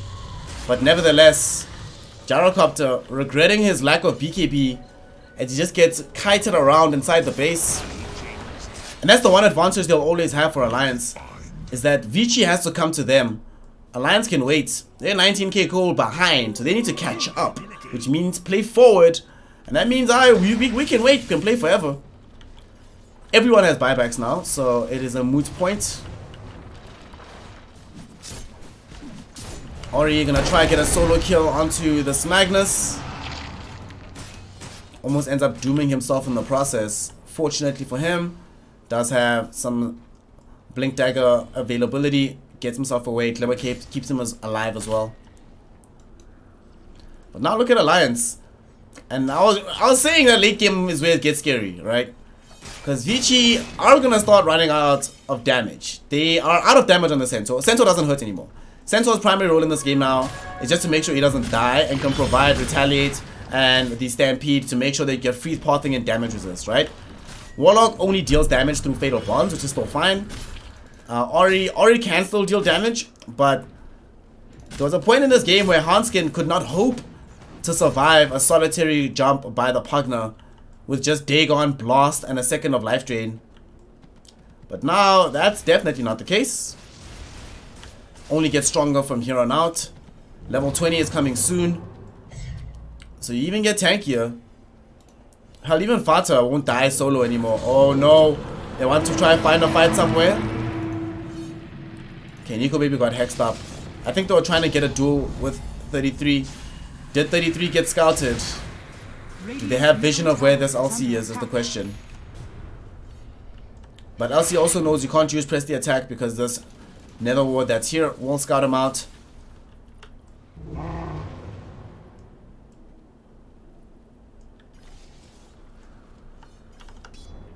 Fata keeps being the one that they send back to base just to push away these creeps. He's still at the very near bottom of the totem pole. But this gold lead has plateaued now for the side of Vici Gaming. Not going to get any bigger. The experience graph looks in the same capacity as well. No, they're going to find a fight limp. Going to get the jump onto the Gyrocopter Gyro. Going to get skewered back directly towards where this Legion Commander is. Nullifier will get connect onto him. There will be an Omni Slash as well. Nico Baby, Glimmer Cape will not be able to keep the GG Slash going there. They will use the Finger of Death to bring down Hanskin, and Limp in the middle of the fight still has a lot of this damage going out. The duel will go out onto Ori on the far side of things. They are still fighting with Nico Baby. Look how much damage this Juggernaut is doing. And this Glimmer Cape is doing the most to make sure that Juggernaut or the Gyrocopter does not die and Juggernaut cannot keep the damage going. And Xiao Yu getting off the Hoof Stomp back onto this DP. That might have been a mistake, my friend. Gonna end up losing his life. The spin will be there from Nico Baby or not. Yet again, Glimmer Cape. These Glimmer Capes from PYW and DY are just too good. There will be a homing rocket flying out onto Shaofu. RP coming in there from Hanskin, catching onto two heroes. And then there will be an Aeon just to keep Ori alive. Stampede will be there almost immediately afterwards for the Centaur. Nico Baby still alive, will be able to get the spin TP off. And they lose both supports, a dieback on Hanskin. And Fata just loses his life normally. He decides to buy back almost as soon as possible. But now there is no Magnus. There's no Blink Skewer back into the base that might have just opened up the path for Vici Gaming. There are also no more ultimates, but Limp jumps in, BKB, Blink Dagger still available. They get the Nullifier out onto PYW. They hopefully want to find a kill onto him. And they get the Legion Commander with the duel on the far side of things. She's just making sure that Vici Gaming do not feel comfortable about being in their position. Life Drain will not be able to bring down 33. Ori will jump forward, make sure it happens. Nullifier will grab out onto him. Gets removed with the Lotus Orb. Buyback coming in from 33. Legion Commander still wants to have a crack at this fight. 45 seconds where they don't have the Magnus. It's going to be 4v5 for a while. This bash is going to go out onto the Death Prophet. Death Prophet in trouble. Finger of Death brings down Nico Baby, and Nico Baby buys back just to make sure he has a chance at this. Death Prophet also getting brought down. Also forced to buy back. And they hex out onto Nico Baby, but they do not care about the Juggernaut. They just want the Mega Creeps. The glyph activated now, making sure these melee racks stay alive. 15 seconds until Exorcism, 16 until Juggernaut Ultimate, but too long to keep the racks alive, and the Megas now will be active. Vici Gaming. The fight starts on their side of the map. They keep it going into the Radiant base. And here they are trying to bring down the Ancients itself. They want to end the game right here, right now. Vici Gaming. They do not want to wait for chance. And their Omni Slash will bounce out. Will it be enough? Yes, it will. They kill the Gyrocopter with the duel as well. And they manage to defend the Ancient. Alliance. The A stands for Ancient and Dota stands for Defend. And they're keeping it alive right now. Tier 4s are down. Mega creeps are up. But they somehow manage to turn things around, getting kills. All 3 heroes that they did kill do have buyback, however. So there's limited opportunities for them to turn the tide on the map right now. Man, what a fight. It started right over here. I must say, between PYW and DY is the only reason why Vici are still in this. This fight here middle extended so long primarily because of all the Glimmer Capes. And at the time, Fata didn't have this gem. They didn't really have that many dusts. So you can't actually keep a bead on these heroes and kill them. And they force a buyback on the Pugner. They ideally want the Gyrocopter buyback. And man, PYW is being so annoying with this Aghanim Scepter. AoE finger, just removing all these creep waves. Hanskin, can you find somebody on the high ground? Not just yet. Will there be any buybacks? Nico Baby press the attack, gives him the attack speed. Legion Commander is 25, so does have this AoE PoE. PoA. And they should be able to claim the tier 3. And they need to back right now though. Gonna try to get as much as possible in the last remaining moments. Finger of Death flies out onto Nico Baby. Nico Baby being kept alive. Activates BKB. Because they did pick up this item. Very wisely done by the Juggernaut. But they need to get out of here. Can Fata escape? Inkswell will stun up at least a Chaotic Offering Golem. Nico Baby does manage to get the TP away. Fata will not be so lucky. That's 100 seconds without Fata. Gem on the deck as well. And no buyback available for him, as that was a dieback. I think that's where Alliance has looked their weakest. In the disengage. Looked very messy when they're trying to just get back to safety. Feels like they're not comfortable playing on the back foot. They want to be the team on the offensive. Speaking of offensiveness, 33 jumps onto DY. DY will get a Hex out, and there will be a jump in from Limp with the Solar Bond. They're going to be an RP onto 3 heroes. They've already managed to bring down the 1. 2 have fallen right now, thanks to this Omni Slash on the RP coming in from Hanskin. The spin onto Eurus. Eurus having activated BKB. Nico Baby falling very low on HP. Nico Baby cannot afford to die. Nico Baby is gone. Eurus having done way too much damage on the high ground with this Gyrocopter. And with Mega Creeps assaulting the base as well. That's it. They call it GG. Vici Gaming will end up taking the game. And I really like the Alliance draw, but Vici just outplayed them for so long in this game. Like, they spent the majority of this game just outplaying the side of Vici, of Alliance rather. Made it look sexy. Sexy, sexy, sexy. So ladies and gentlemen, that will be game number 1. With Vici only having to, you feel good as Gyrocopter when, let's see, when you get a 51-minute BKB, you're good. You're golden. Honestly, Vici, like I said, I think this game went to trash, or when things went awry completely because of the early decision to put 33 top alone. Don't really understand the Grimstroke pick. And Vici Gaming just didn't know what they had to do. Itemized perfectly. Rush the Crimson Guard on the Centaur because they understand you're playing against the Juggernaut, you're playing against the Death Prophet. Remove their physical damage from this game and you likely will be fine getting the early magic amp because they know we have a lot of magic damage. 33 doesn't really want to build pipe. If he's building pipe rather than Blink Dagger or Vlad's or whatever first, we're probably happy with that too. So let's do that. And then we see also DY and PYW ensuring that they had these Glimmer Capes, that everyone who needed Aeon just got them. Just textbook Vici Gaming game, honestly. So, ladies and gentlemen, that is game numero uno here in this best of 3 set between these two teams. Game number 2 is going to be coming up in just a flash. And I hope we get a draw. because I don't want one of these teams going into the finals just having gone 2-0, 2-0, 2-0. I think it's good to build momentum, but it's also required for you to lose early on so you don't have to lose later. So, ladies and gentlemen, don't go anywhere. Game number 2 will be coming up in just a moment between Vici Gaming and Alliance. Vici having snagged themselves game 1, and we're looking forward to see what they can do for game number 2. So stick around. This is ESL 1 Hamburg, and these are the group stages. Vici Gaming versus Alliance, game 2. I'm Snare. For those of you who haven't yet already, please make sure to follow the channel. You know, just hit that quick follow button, subscribe there. If you have Twitch Prime, you're going to be a comrade, a boss like Shizumaru. Please make sure to pop through with a subscription there. I would really appreciate it. And for those of you who are watching on Gosu Gamers, on Join Dota, or anywhere else on the internet where this might be happening to be hosted, please make sure you pop on over to Twitch. Just give us the view there so that Twitch actually counts it in the path towards me becoming a Twitch partner and being able to make them Bugattis later on in the line. So don't go anywhere, ladies and gentlemen. We'll be right back. Alliance versus Vici Gaming. Game 1 is finished. Game 2 coming up in just a second. We'll be right back.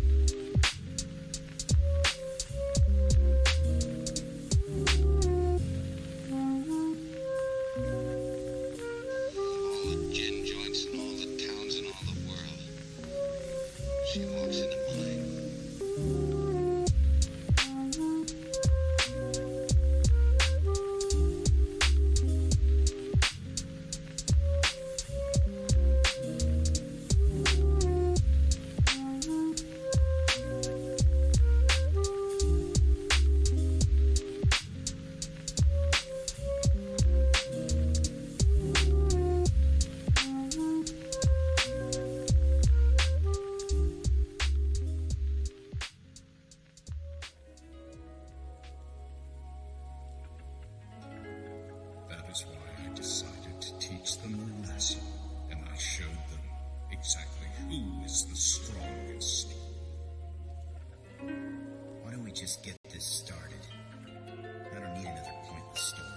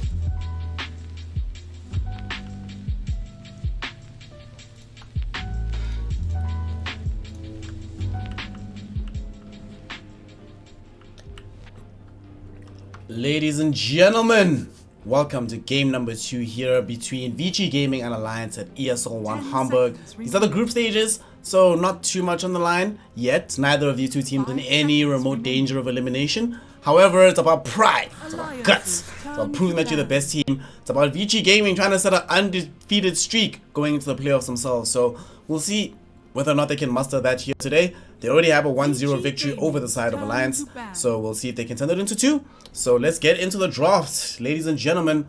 2 games, or at least second game right now for Alliance. And yesterday they went 1-1. Yesterday Vici went 2-0. Vici looks very set to start off their day going 2-0 themselves in this particular first game. They stuck to their bans more or less. They banned Baron, they banned THD. What did Vici Gaming get rid of the first time around in their first 3? I know they eventually did ban THD 5th, I believe. 4th or 5th, because they banned it 4th, yeah. Then 5th they took out... 5 seconds remaining. I don't remember. Alliance though, taking out Winter Wyvern, Rubik, Kunka, yes, that was the 5th ban for Vici Gaming, last game. Alliance while banning this out this early does make me feel like they want to pick Ember Spirit for the mid lane. Either Ember or TA, one of those heroes I'm expecting to see. Something that Limp can play a lot more aggressively with. You can tell, like, he didn't play badly on the DP, but you know, you can tell when someone is meant to play a particular kind of hero and you're like, Limp, dog, we get it. It's not you, we get it. It's just not your hero, bro. Limp doesn't want to play with cooldowns, really, basically. And now Vici with the Night Stalker ban, that they've still kept the same. They elevated the priority of this Jakiro ban. What did they ban? Game 1 instead. Alliance ban Shadow Demon 4th. I'm trying to think, what did Vici take out that's still remaining for Alliance that they play? They still have the Shadow Shaman, they still have their SD, they still have Gyrocopter. Maybe Gyrocopter, but then if you pick Gyrocopter, they pick SD. Faceless Void, that's the one. The Nico Baby Void, you're like, nothing to lose now, whatever. Just pick this hero, man. Probably Nico Baby's best hero overall. Okay, for a while it was undoubtedly his best. Now his Gyrocopter is getting close. But certainly, Faceless Void is the one. Vici will choose to respond by going Centaur... Was Shadow Demon? Centaur Lina, okay.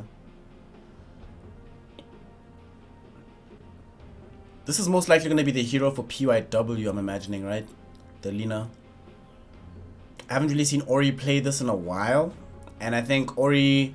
Playing core Lina versus Void can be a bit rough. 10 seconds remaining. It gives them the option though. They can explore this as the draft unfolds and decide what they really want to do as things get later on. Alliances turn to ban. Mirana. Yeah, okay, they do get the Mirana anyway. Even if we didn't see it at all touched, I think, in game 1. It might have been in the first phase. No, it wasn't touched at all. Because I was saying at the end that I would like to see Mirana play against Centaur. Because when Centaur stampedes on you, you at least have a way to deal with that, unless they're carrying all reveal. You have arrows from long range, ways to deal with the Centaur, like harass him in the lane as well. Because I don't believe you take back any damage from the Starfall, so if you can find him in a decent enough position to double Starfall him, it does a lot of damage without really threatening you as the Mirana. And even if you're just harassing him with right clicks, Centaur will never be able to catch you and kill you because you have leap. Given just that this is a core Void, I wouldn't mind seeing core Mirana, just to make sure that they have consistent damage that they can put inside the bubble from afar. Like if this hero is able to show up with like Ag's Maelstrom early on in the game, can be an insane amount of damage. Like you put in a couple of right clicks from outside the bubble, as the bubble's about to go down, you leap into it, and the stars fall from the skies, damage everybody that's caught in it. Oh, okay, it definitely is the right one. Cool. Shan King gets taken out by Vici, so they don't want to give them access to Chronosphere with Epi on top of it. What offlaners do they want here for 33? Something I can put... Ironically, like I was saying the first game, the Pit Lord actually does damage from outside the bubble. You just throw in the Firestorm, and at the end of the Chronosphere itself, you can drop down Pit of Malice, so any heroes that are caught inside it immediately get removed. Another option is them picking like What else could they go for? They can go for like nah, they won't pick OD Alliance for Limp. And Queen of Pain, I mean, we saw Queen of Pain played against them by Demon Slayers at Dream League, but that still doesn't seem to me like the best hero in the game right now to be picking consistently. 10 seconds. I really like that Alliance decided to ban away Naga Siren. Whenever you're playing Void, you just can't afford to be playing against heroes that either A, kite you super hard, or B, don't die in the bubble. Bloodseeker kites you super hard, Naga doesn't die in the bubble. Both of those heroes also have ways of counteracting your engagements from outside the chronosphere itself. If you don't catch Bloodseeker, he just drops down Blood Right, you have to leave the bubble. If you don't catch Naga, she songs you. You're caught now and you just set yourself up for failure. Vici can still pick Wraith King. That's another one of the big heroes that's often picked against Faceless Void.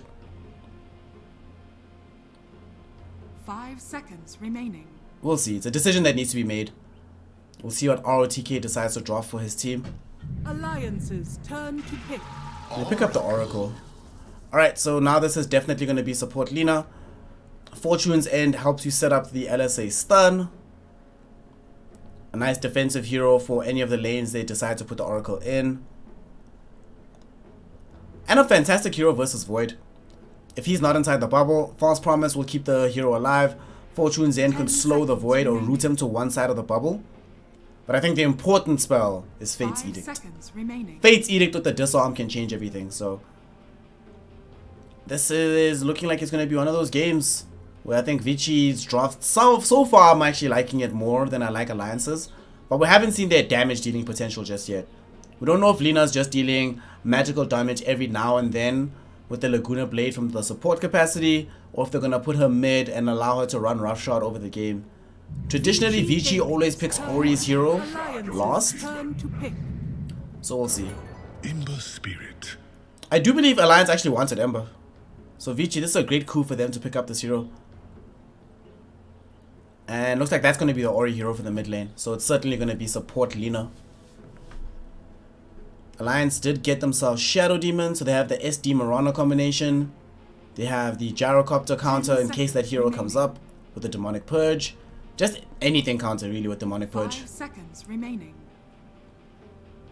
Maybe not anything. Ember Spirit is pretty good against Shadow Demon. There's almost no way to lock this hero down long term. Alliance now. They still need some initiation for themselves. If this was like eHome, I'd say they should pick Earthshaker, but I also have Void already. I'm still okay with the Fire Lord, or the Pit Lord rather. Can be very good against Ember Spirit as well because you apply a root down to the Ember, which can allow you to close the gap and do the necessary damage to kill him. Vici Gaming's turn to back. Legion Commander. They just stick with the LC. So they're going to be thinking, alright, we need a way to catch Ember Spirit. Blink Duel will do the trick. Also, there's some meager damage inside of the bubble.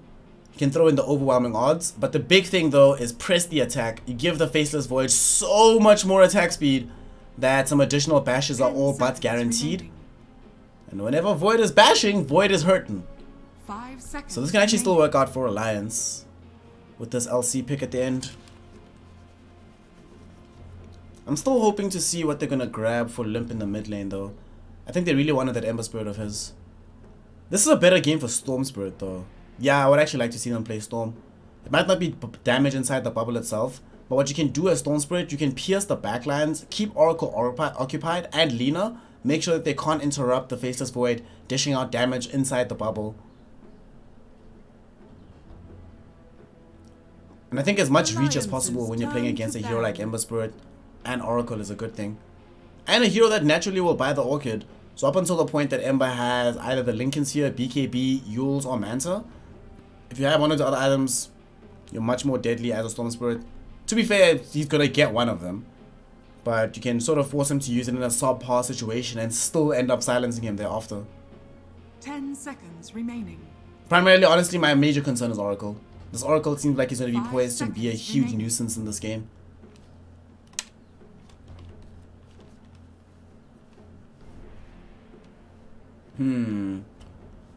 Vici yet again feel like they're going to be afraid of Limp's Tiny and they remove that as their final ban. think that's the only hero that they've banned. That and a Bat and a Night Stalker. The only 3 they've kept from the game 1. Everything else is somewhat different of a ban.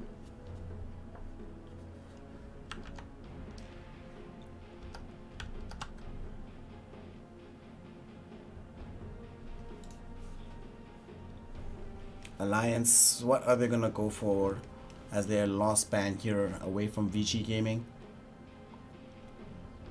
I still think they need a hero for Eurus. So Paparazzi can play the Ember Spirit. It's a very versatile pick, this Ember. Can go safe lane, can go mid. Just gotta pick your poison. What's the worst thing you don't want to play against? I still feel ban the OG, because that's an interrupt that can be really problematic.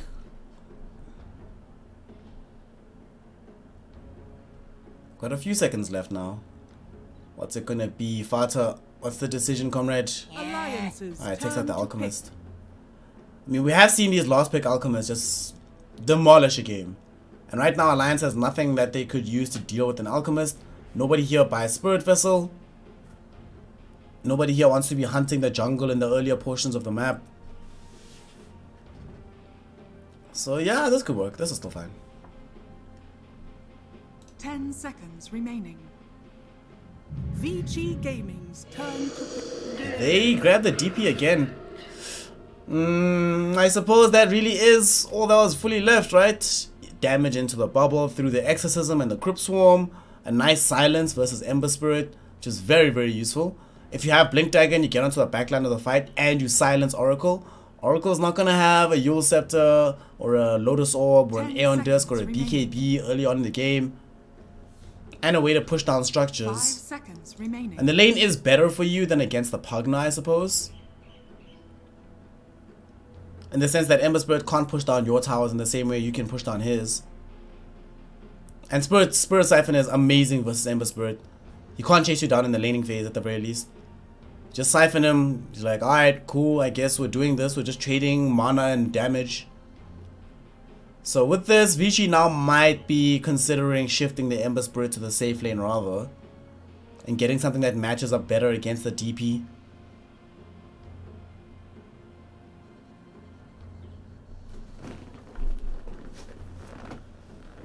What will it be, boys?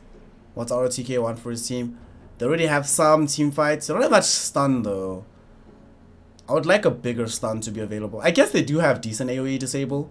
Hoof Stomp, if LSA lands on multiple heroes, and if the Searing Chains from the Ember Spirit land on multiple heroes, that's nice. I don't know, it doesn't feel like it's tied yet. There's just one hero missing. I still like OD actually. I think OD does a decent job bringing them together. False Promise on the OD is amazing. Oh, they get Medusa. Choose your hero. Alright, so mid Medusa for Ori. So they are definitely sticking with the template of just making sure that Ori's hero gets picked last. Paparazzi. Ouch! Look at that Ember. That is so cool. I love this one with the nunchucks. Like, dopest thing in the world, really. This last pick, Dusa. I suppose in this game, if the Dusa is allowed to just do what he wants and flourish, it can be a pretty good game for the Dusa. But at the same time, I don't know. It feels like they're relying a lot on False Promise doing the work. Actually, no, this Medusa can work. I'm just thinking about how Alliance kills this Medusa, and the only way I'm imagining right now is if they somehow manage to also isolate Oracle on the backlines and make sure that they burn away all the mana from the Medusa before the bubble falls down. I suppose they'll also have the silence from the DP, but getting to the Dusa through Centaur, through an Ember Spirit, with the backup of Oracle, seems like it's going to be a much harder task than imagined. So last pick, Medusa, will end up saving the lane for the Ember Spirit, because Ember will just go top. Or go bottom rather, he's playing on Radiant this time. Okay. Okay. Okay. I suppose that's the way that this is gonna go.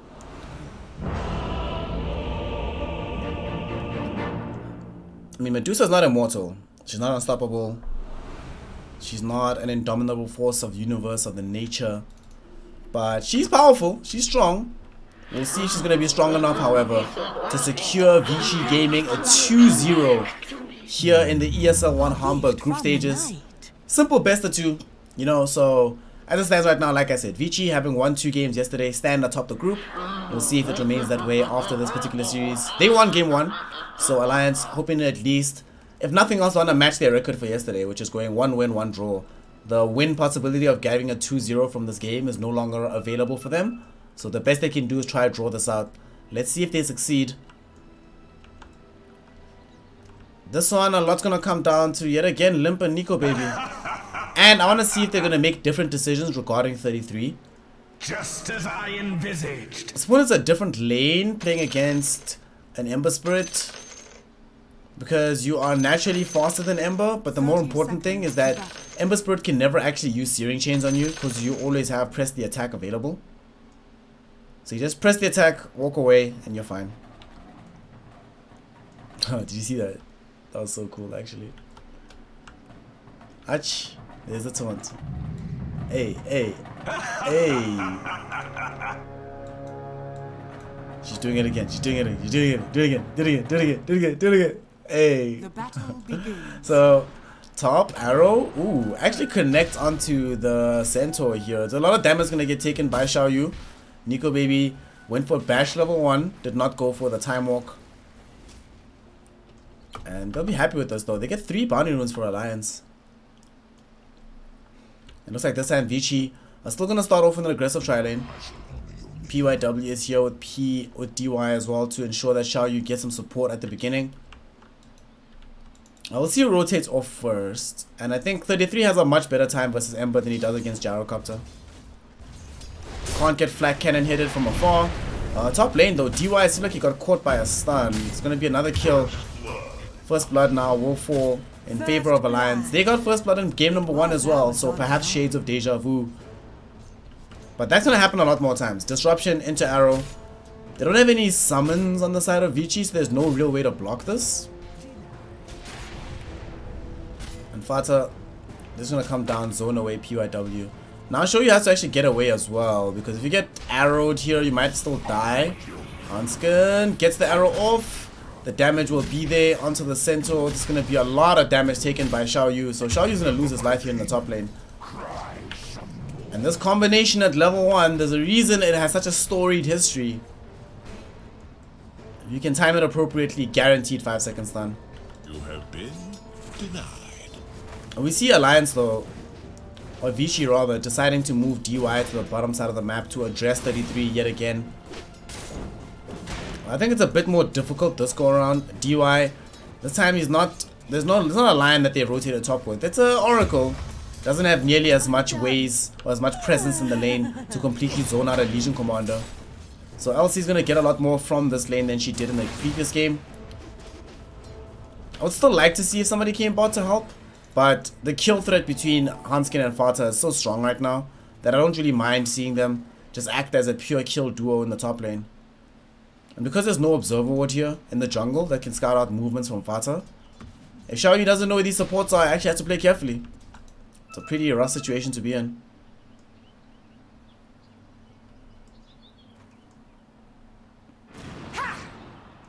Hanskin just gonna go around the map, stealing some experience. It's gonna be fine. Mid lane, yet again, we have a situation where both mid laners can farm using a spell. Mystic Snake for Ori, the Crypt Swarm for Limp, so not expecting too much variability in the way that this particular lane pans out. As they get more levels though on Ember Spirit as well as Oracle, things do get a bit scarier for 33. So he needs boots ASAP.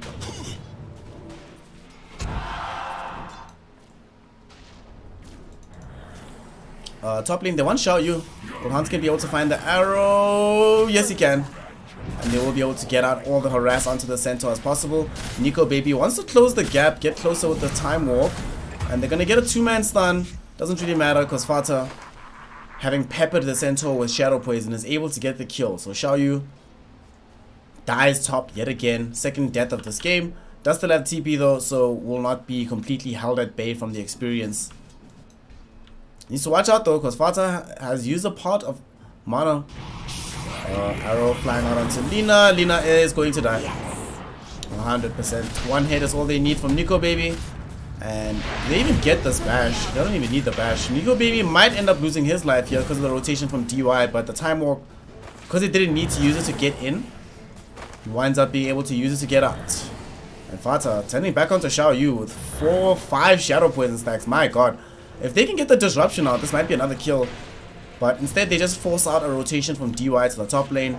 The Lina TP's back here as well. And now 33 will have a little bit more freedom down and bottom. He doesn't have boots, however, so he could actually die to Paparazzi here. Paparazzi doesn't have the bolos, okay. I feel like once 33 gets boots, this lane just becomes a situation where he doesn't die ever again. Or he shouldn't die ever again. Unless he gets rooted doubly by the rotation from the Oracle using Fortune's End.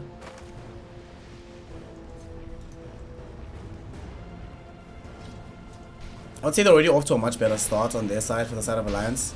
It's a nicer lane for Nico Baby. Oh, is Hunter gonna go for the stun? Yes, he will. We'll be able to find it.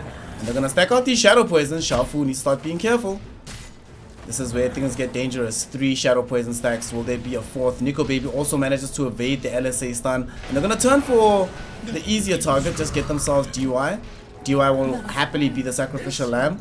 You do see that Fata wanted to chase down Xiao Yu, but the Centaur will remain alive. Still doesn't have enough money for boots though, so that's kind of a awkward situation. Especially considering that Nico Baby is going to continue farming here in the top lane. He's level 5 right now, just doing his thing. Also now we've hit that stage where Medusa can start to come into the jungle. She's level 5. Double Wraith Band to her name. DP also left to just go Shrine, I imagine.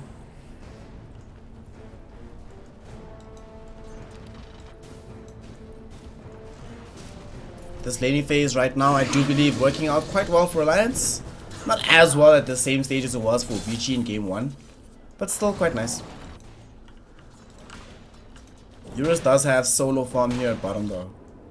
Seems like 33 went back to Shrine, but this Ember Spirit can farm quite quickly if he's left completely to his own devices in the lane. Fata coming in, they want another kill onto Xiao Fu or Xiao Yu. Will the arrow land onto this Lina? No, it will not. Was blocked by the Centaur. They're now just going to jump onto PYW. PYW does have access to the LSA, does cast it off, but the double Starfall will be there. One more right click is all they needed. Nico Baby finds that kill. They have a rotation from Limb to the top lane with Exorcism, and there's a Siege Dragon wave here. They very clearly want to try and make a move here where they snag this tier 1 tower as well. Exorcism does get activated. Hanskin loses his life, so there's no follow-up with the arrow.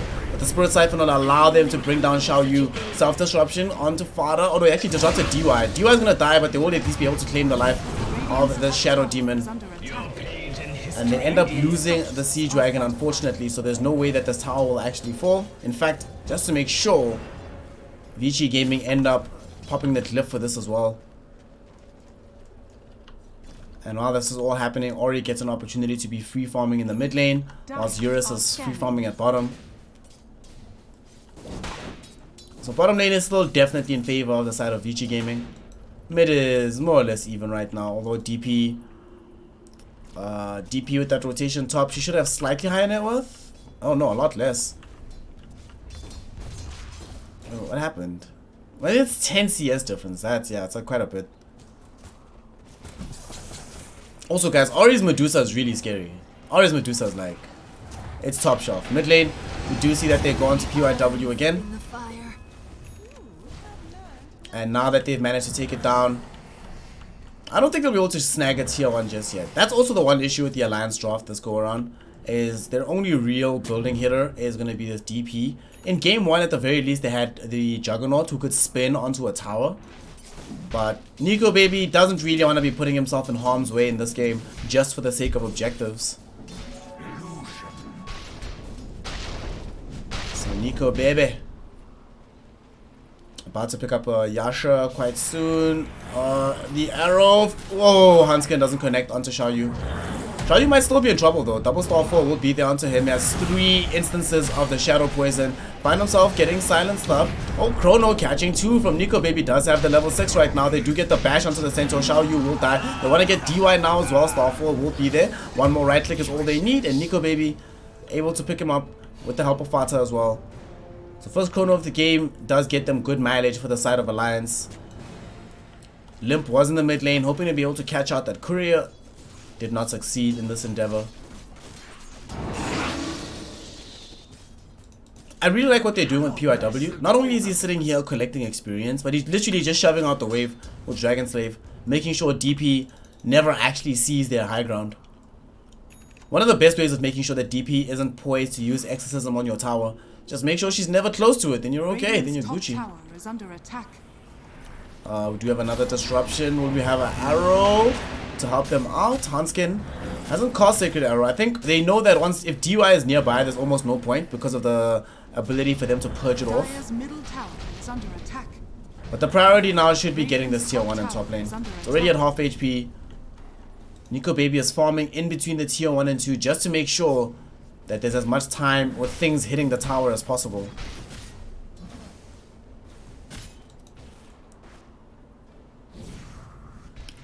And I think DY is definitely dead. And because it's the Oracle that gets caught, you have no fear about casting off this arrow. Cannot then be further purged away. And they're going to get themselves one bounty rune because Vici Gaming are on the board and find themselves 3. They are aware that if they're all killing this Oracle, it means that they're not guarding this bounty rune, and Eurus very readily takes the 2 at bottom. So Vici Gaming with this economy game.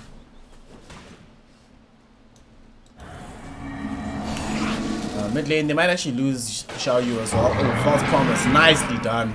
This will cost the life of Ori perhaps? No, Ori has DD runes, so Ori is going to be perfectly safe here. DD with Stone Gaze still, no way that you end up losing your life.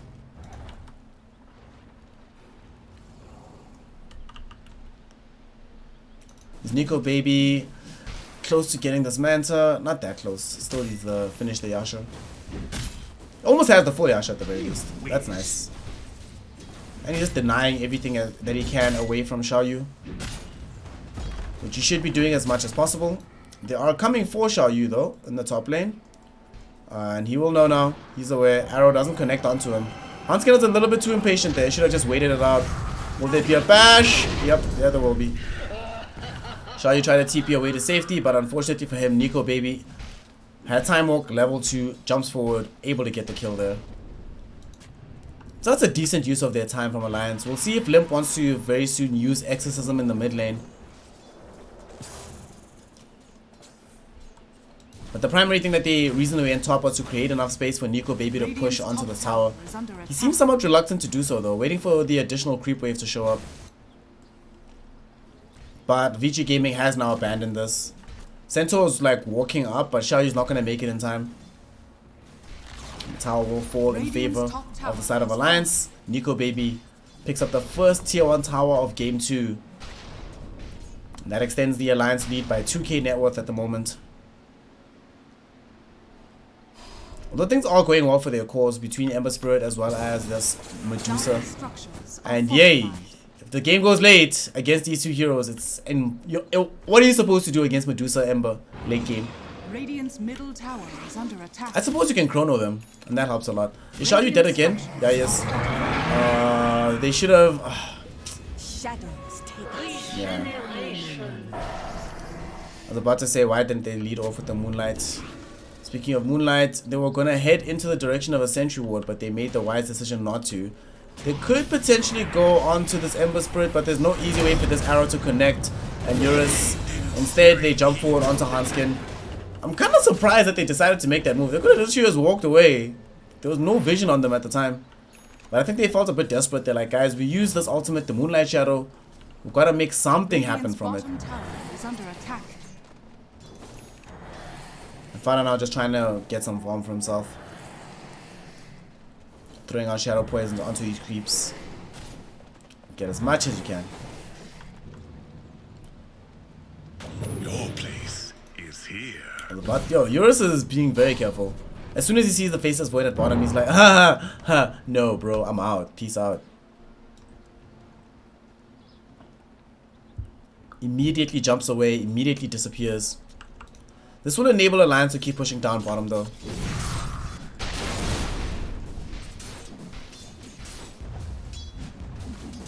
Radiant's bottom tower is This under game attack. as well, 33 didn't have the best game possible, but it wasn't nearly as rough as game 1. You're actually going to be able to buy items this go around. And I like the first item he's going for, getting the Solar Crest. Not only does it give you access to the Roche thanks to the medallion, but in the midst of these fights, Radiant's Solar Crest bottom on tower Ember and is under Centaur is a attack. big deal. Neither of these heroes have the highest armor in the entire world. Radiant's bottom tower has My fallen. searing glare. Mid lane, silence from Limp onto some heroes. There will be the disruption will not actually help them. Hanskin's arrow came a little bit too soon, so they can't connect it onto Ori. Ori instead is able to claim away the tier 1 tower.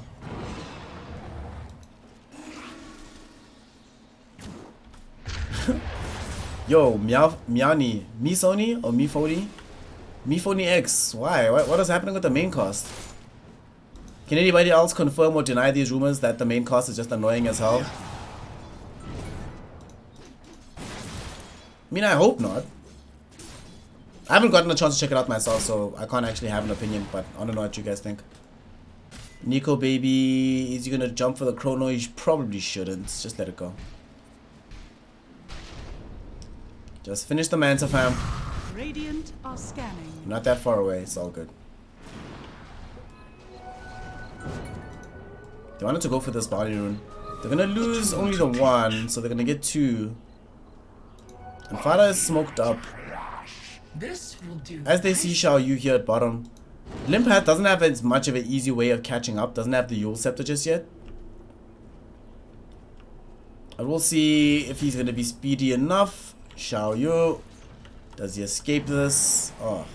Had he ran up, Limp would have been able to find him with the Spirit Siphon. That would have been enough slow for Fata to catch up with the disruption. And then that would be enough for Hanskin to throw in the arrow. But it does not happen, sadly. Xiao Yu just gets to continue farming for himself. Yet again, reaching for getting the Crimson Guard. Understands, you're playing against DP. When you play against DP, you just make sure that you buy Crimson Guard. That's number 1. Silence now flies out onto 2 heroes. There was an LSA that caught Hanskin. And they might be able to turn this fight around. Ori does have now access to a Manta style. And they need to be very about the positioning. Chronosphere jumps in. Nico baby only catching out Xiao Yu on the Centaur. So no major grab there. But they also managed to find PYW with the duel. Will this duel be won? No, it will not. PYW still alive. Is he going to be able to get the turnaround onto Hanskin? Yes, he does.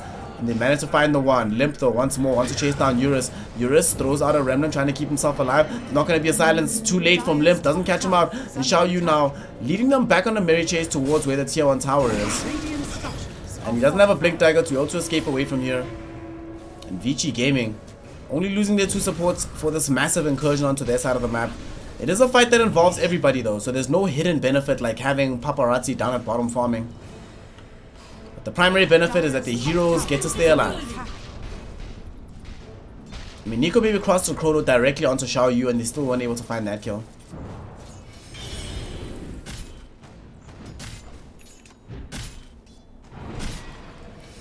Manta now up for the Faceless Void. Oh, they smoked. DUI and PYW.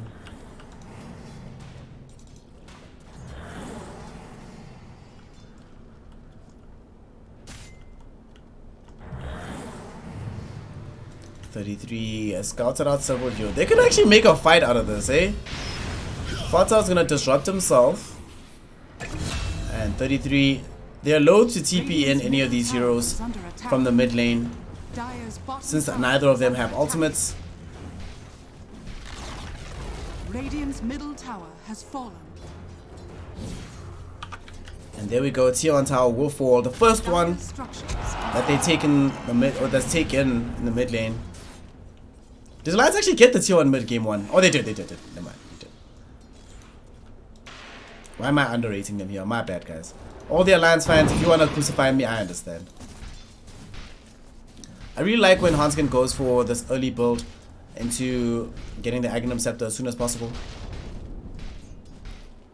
I think it matters a lot having the additional burst damage. Even inside the bubble, then you can actually get chronoed and still be able to contribute to the fight.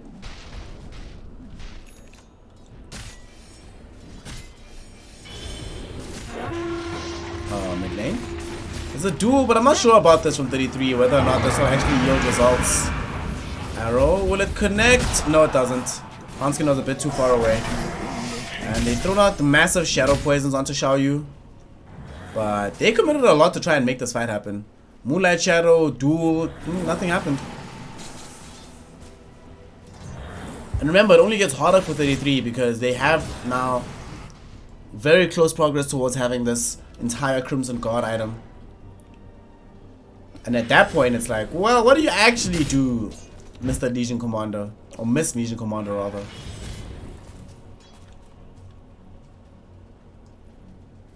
Dire are scanning.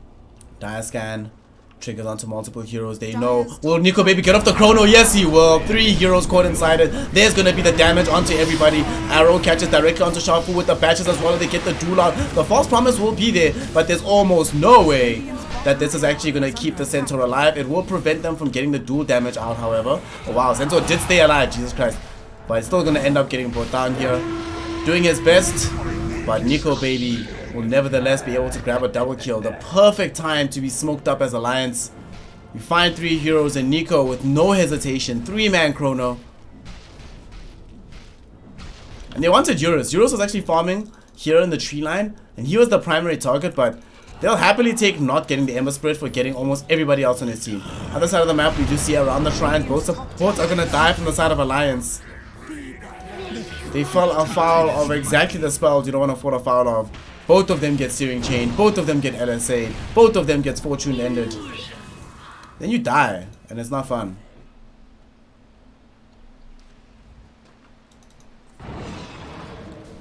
Eurus now is going to be going for that Lincoln Sphere. One of the premier ways to counter out this Legion Commander. You don't want to deal with being dueled. Dire's bottom tower is under attack. And also it takes care of Demonic Purge. So you won't get purged in the fight, which is really nice. You won't get disrupted in the fight. And you shouldn't get Spirit Siphoned either.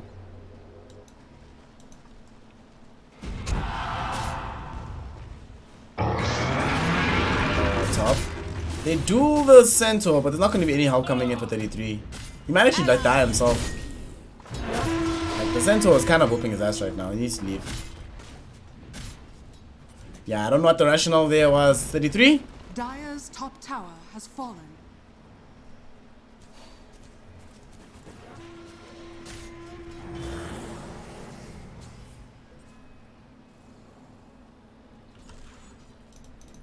Right now the game is slowed down a little bit as Vici Gaming. They smoke. Arrow, will it connect onto Ori in the top lane? Yes, it does. Ori is a little bit low. They do lose now access to the Shadow Demon, but Ori's going to be in a little bit of trouble. He's surrounded by the Exorcism. The Ghosts will not be able to kill him just yet. Nico Baby wants to try and find the Chronosphere. Fata just looking for an opportunity to disrupt somebody. We do have a duel. Thank you, 33 on the high ground. Arrow flying forth. Ori forced to dodge it. Nico Baby has a jump forward in 2 seconds. Will he commit the bubble? Yes, he will. DY still does have the false promise to throw out if need be. The rest of the team has just brought down the Centaur as well as the Laguna Blading Lina. The fight's really split up in many directions right now. Limp wanting to chase after somebody. There's going to be a bash onto Ori. Ori, will he die? Yes, he will. Limp able to get a double kill off of it. And now Nico Baby jumping up onto the high ground. Going to chase after DY. There'll be a silence onto the Oracle. And Nico Baby with the triple kill. They're not done just yet. They're bouncing towards where Xiaofu is. Xiaoyu gets off the 2-man hoof stomp. Press the attack. Make sure it gets removed almost immediately from Nico Baby. And they're making sure to slow him up. There's going to be some bashes. Eurus with the bolos. They're trying to help out as much as possible.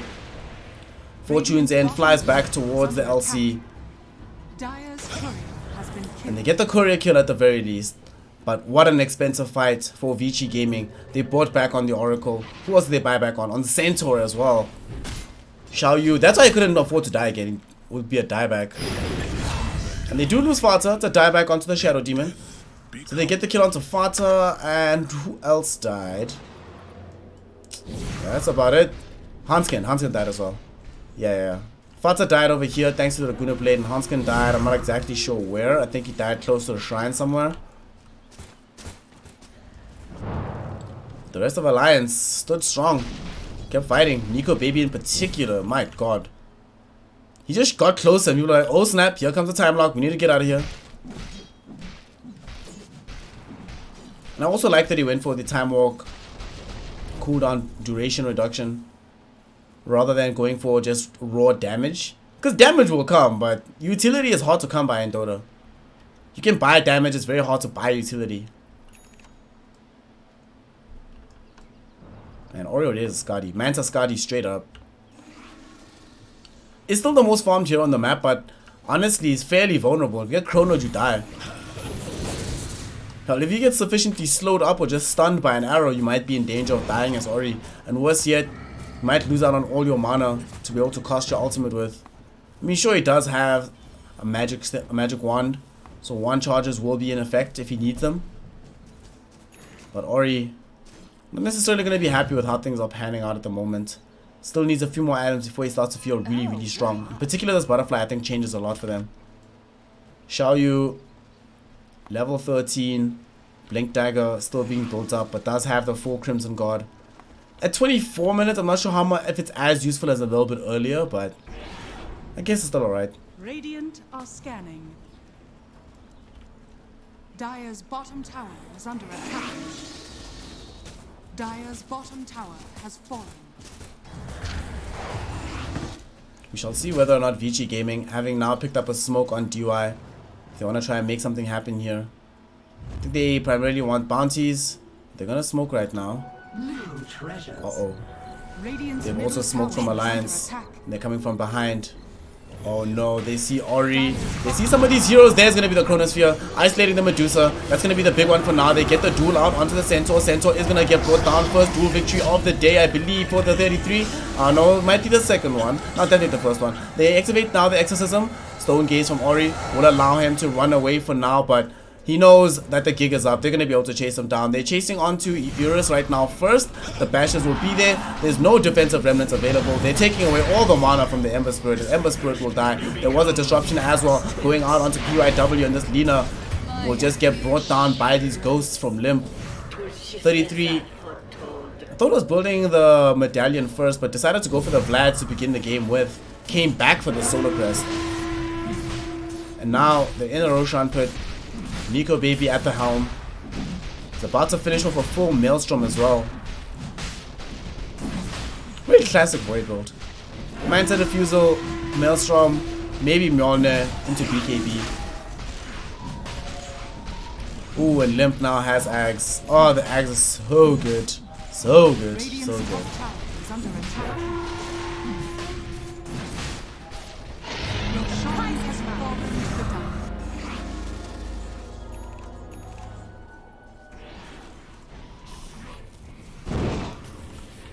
Mid lane.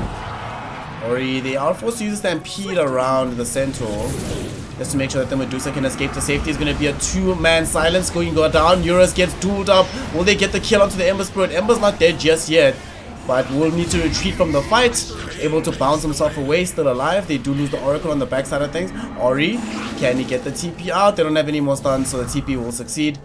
And Nico Baby. Oh no, Ori TP to the tier 2. Didn't actually TP home. If Nico Baby had the bubble, that would have been a dead Medusa. Instead, they settle for the kill onto the Centaur. We're trying to put his body on the line. And Alliance is like, you wanna put your body on the line, fam? Alright. Alright, okay, we'll let that happen. We'll allow this. Alliance just got some big ticket stuff for themselves. Aghanim Scepter for Hanskin. We have the full Yules with Ags, of course, for Limp. He still does have access. Almost has access to level 20. Already has 18. So level 3 Exorcism is what they're dealing with. And Nico Baby has the Maelstrom. Arrow, ooh, doesn't connect onto Ori. But they might still have enough damage to get this kill regardless. They burned through all the mana now. Look at the damage. Limp coming in as well. If Limp can get the silence before False Promise, they might have been able to find that kill. Unfortunately, that was not the case.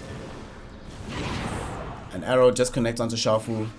If that arrow had hit earlier onto the Medusa while she was coming up the ramp, and or if they'd gotten the silence out from Limp a moment beforehand, could have made sure that there's no ability for Oracle to do anything, and that would have been a very dead Medusa. But man, defensive is not how Vici want to be playing this stage of the game. Still don't have Blink Dagger yet for the Centaur. Still don't have a true blue, easy way for him to get out of Silence's item for Ember Spirit. Arrow, middle, catches onto Ori. Ori, Manta dodge will not help you, my friend. And they're gonna try and fight around this Medusa. Exorcism does get activated. There's no mana available for the Stone Gaze. Medusa's gonna die, and a duel is gonna prevent Xiaofu from being able to run himself away. Xiaoyu on the center is gonna get brought down.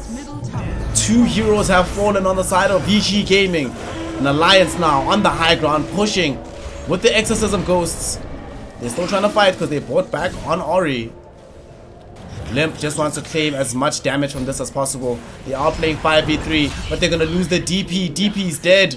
The Laguna Blade from PYW. And best case scenario, man, because it's Ori that picks up that kill. Effectively has a buyback refund. See, Maelstrom has been upgraded into a Mjolnir with Eurus on the backline fighting there. Ori is going to be trying to isolate the rest of the team, but he's isolated himself on the Medusa. Ori, is he going to die here? They're trying to bring down Nico Baby, but Nico Baby is going to be the one that brings them down instead. Eurus on the backline of the fight, Remnants away back to safety, and they're trying to get this kill onto the Faceless Void, and Nico Baby does end up losing the Aegis. But now with no Ori, no Medusa, for 85 seconds, do they dare try and mount this push? Their DP comes back in 20. Arrow, top. Oh no, they caught Eurus. Eurus on the Ember Spirit. Oh my god. I don't think he has buyback. He doesn't have buyback. He's out of money. This is Rax for sure. They're going to try their best, but if Xiaoyu walks down like that again, Fata will disrupt him and they will be able to kill him. There's going to be a Chronosphere just going onto the back lines of things.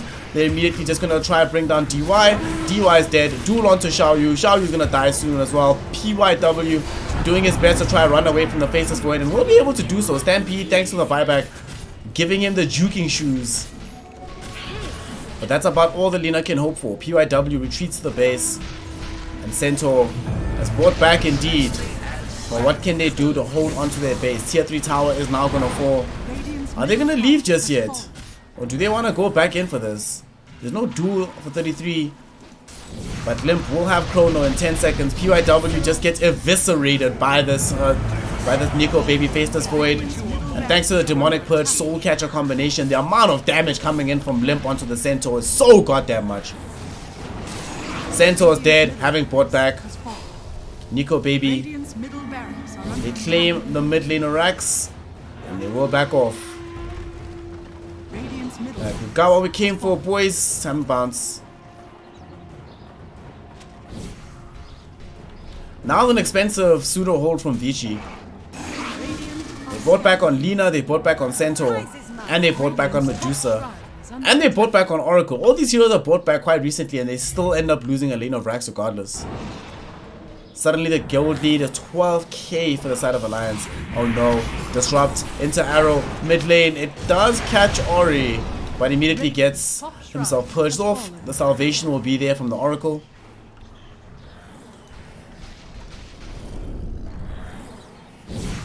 So it's not so bad. It's not so bad. It's fine. 32 minutes into this game right now. Level 20 will be achieved for the Shadow Demon. Fata outstripping a lot of these Vici heroes on levels. Let's see. What do these levels look like? Yep. Only 2 heroes on the side of Vici that have 20 or above. That's Ori and Eurus. Ori went for the cooldown on the Mystic Snake. This game, yeah, it makes sense. He's not even getting off the Stone Gaze, so it would be pointless.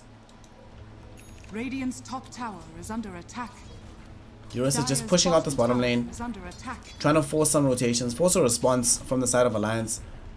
Doesn't want them where they are now, because that means they control the Roshan pit and are very close to his side of the map, his base. But Eurus also already has backup plans. As soon as he forces a reaction, he's like, bye. Ori now does have Maelstrom. BKB available. Oh my god, BKB. So because there's no Ags on PYW, not just yet at the very least, no BKB piercing Laguna Blade, no BKB piercing spells on Centaur, on the Ember Spirit, and only right clicks is what Ori has. I suppose this is BKB piercing disable on the Stone Gaze, but realistically, if a Void has BKB around you, you're not gonna have mana for the Stone Gaze. You have to be retreating.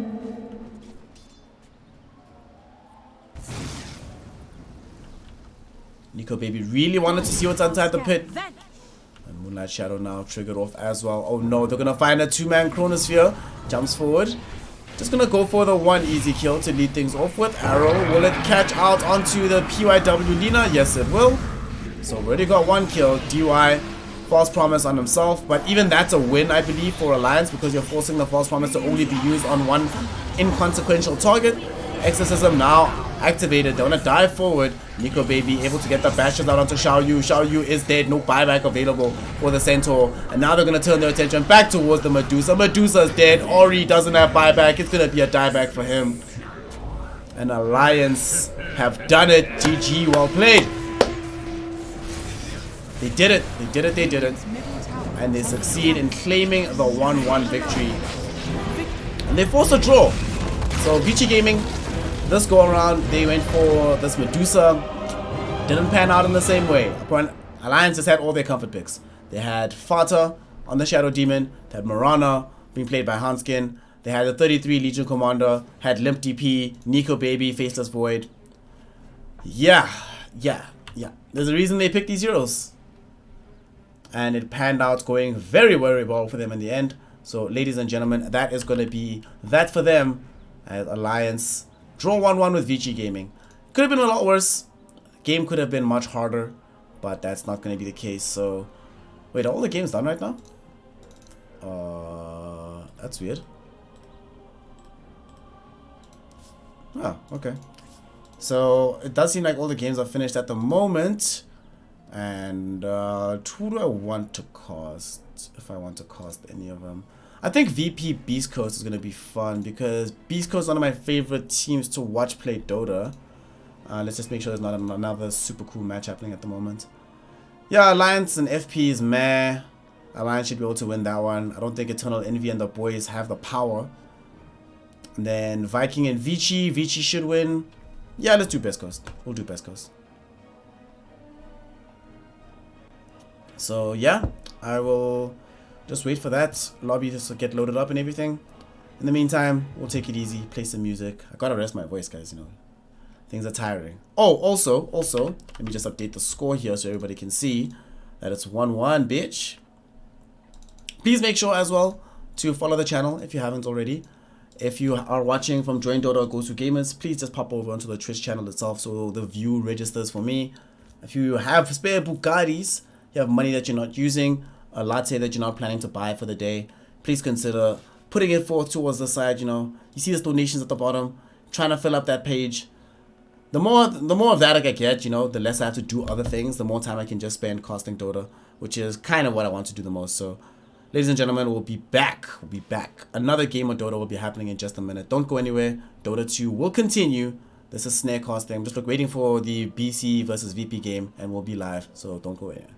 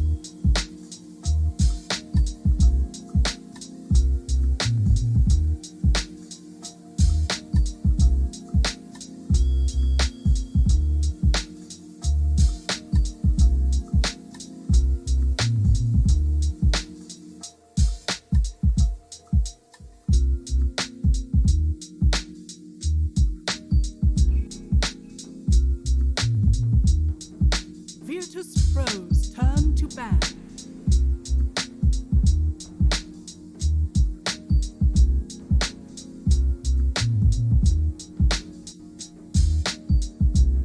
Dire team ban.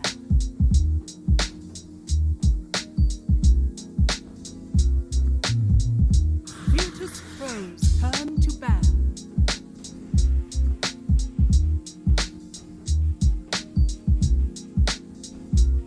Dire team ban.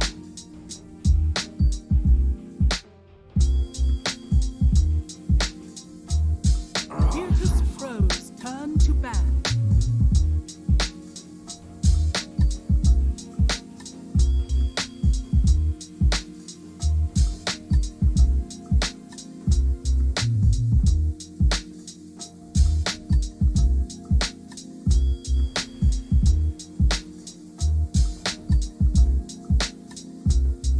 Seconds remaining. Dire team ban.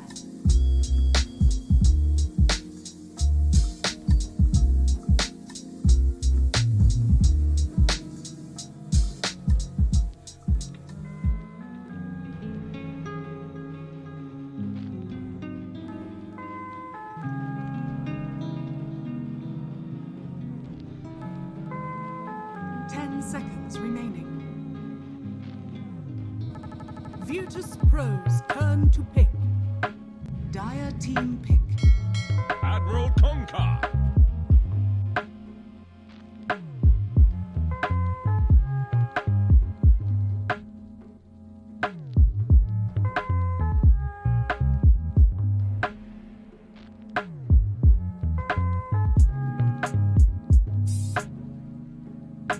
Dire team pick.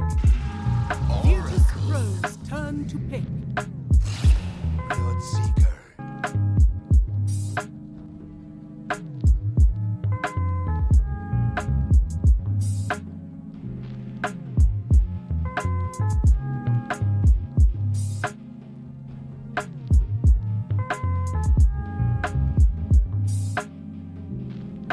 Seconds remaining. 5 seconds remaining.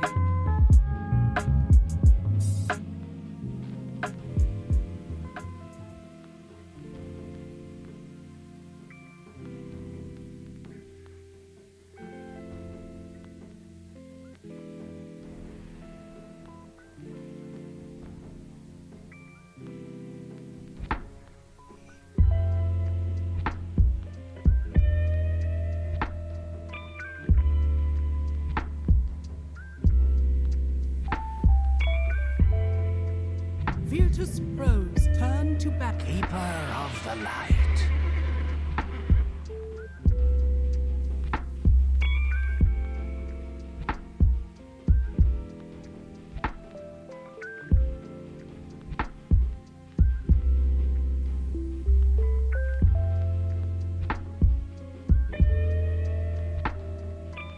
Seconds remaining. 5 seconds remaining. Dire team back.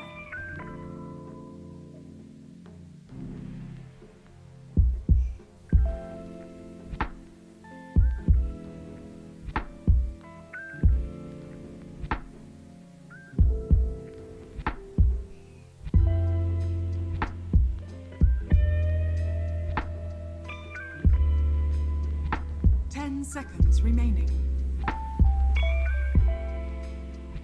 5 seconds remaining. Virtus pros turn to ban.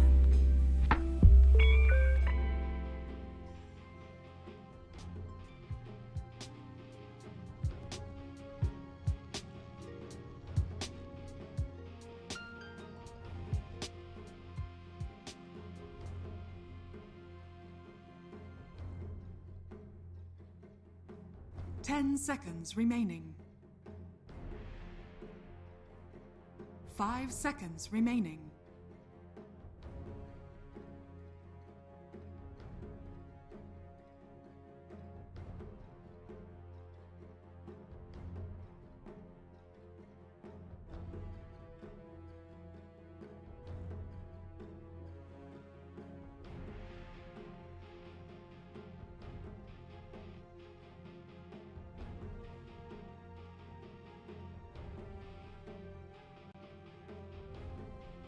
Dire team ban.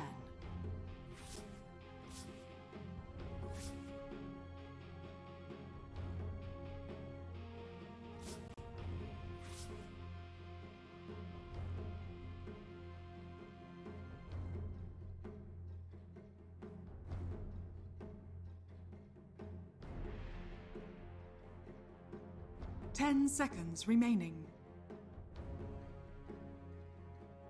5 seconds remaining.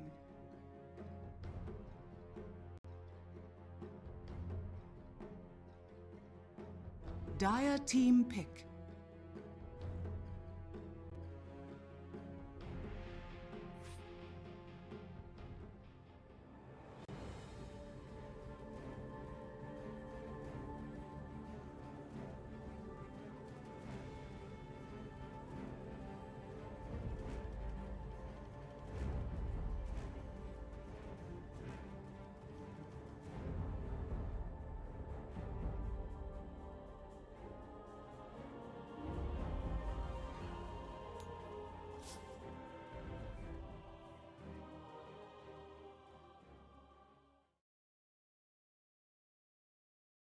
Virtus Pro's turn to pick.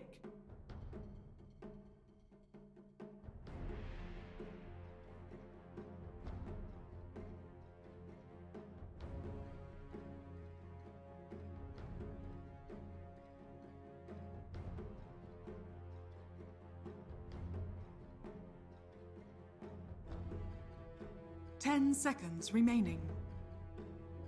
Dire team pick. Lena.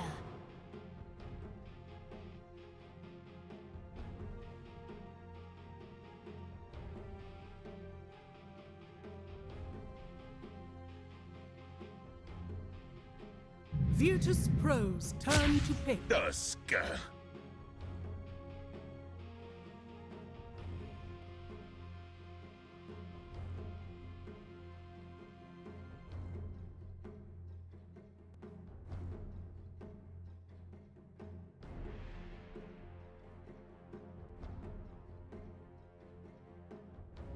10 seconds remaining. 5 seconds remaining.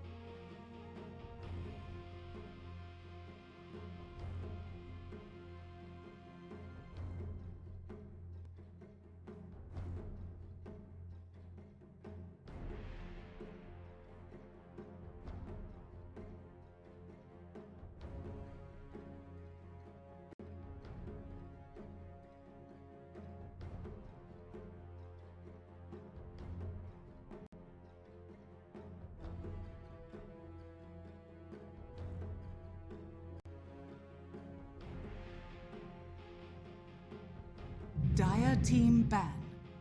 Wraith King.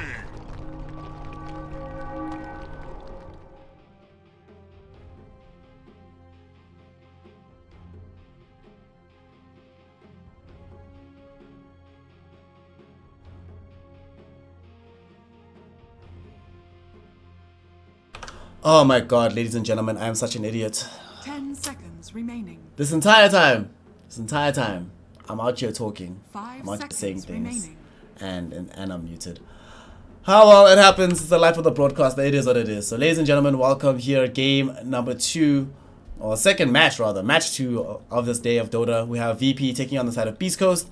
It is game 1 between these two sides. And I was running through a lot of the draft. I clearly missed all of it because I'm an idiot and I muted myself. Feels bad. It is what it is. This time there's clearly audio. Let me know if you can't hear anything. Let me know if I'm still so fool as to have kept myself muted. I don't think that's the case, but we'll see.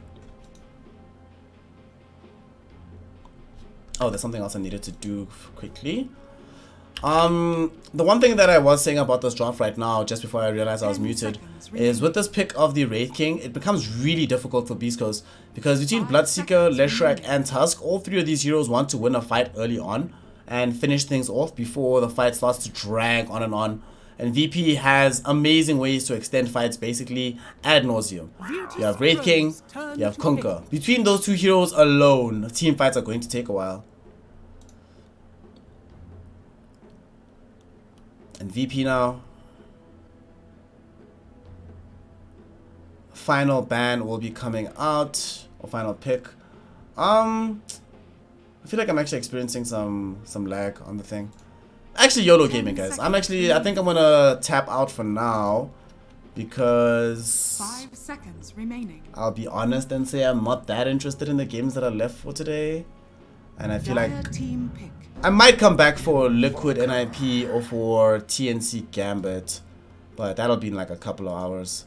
So I see how I feel, but I don't feel that good about any of these games that are broadcasting right now. So I'm also gonna go take it easy, eat a bit, relax, and I'll be back, ladies and gentlemen. So, you know, thanks for joining me. Sorry if I'm disappointing anybody, but that's just the way the cookie crumbles. So, ladies and gentlemen, 10 seconds remaining. think the boy's out. Think the boy's out. Yeah. So I'm gonna be out, and I'll 5 see you guys in a bit. seconds remaining. See you later.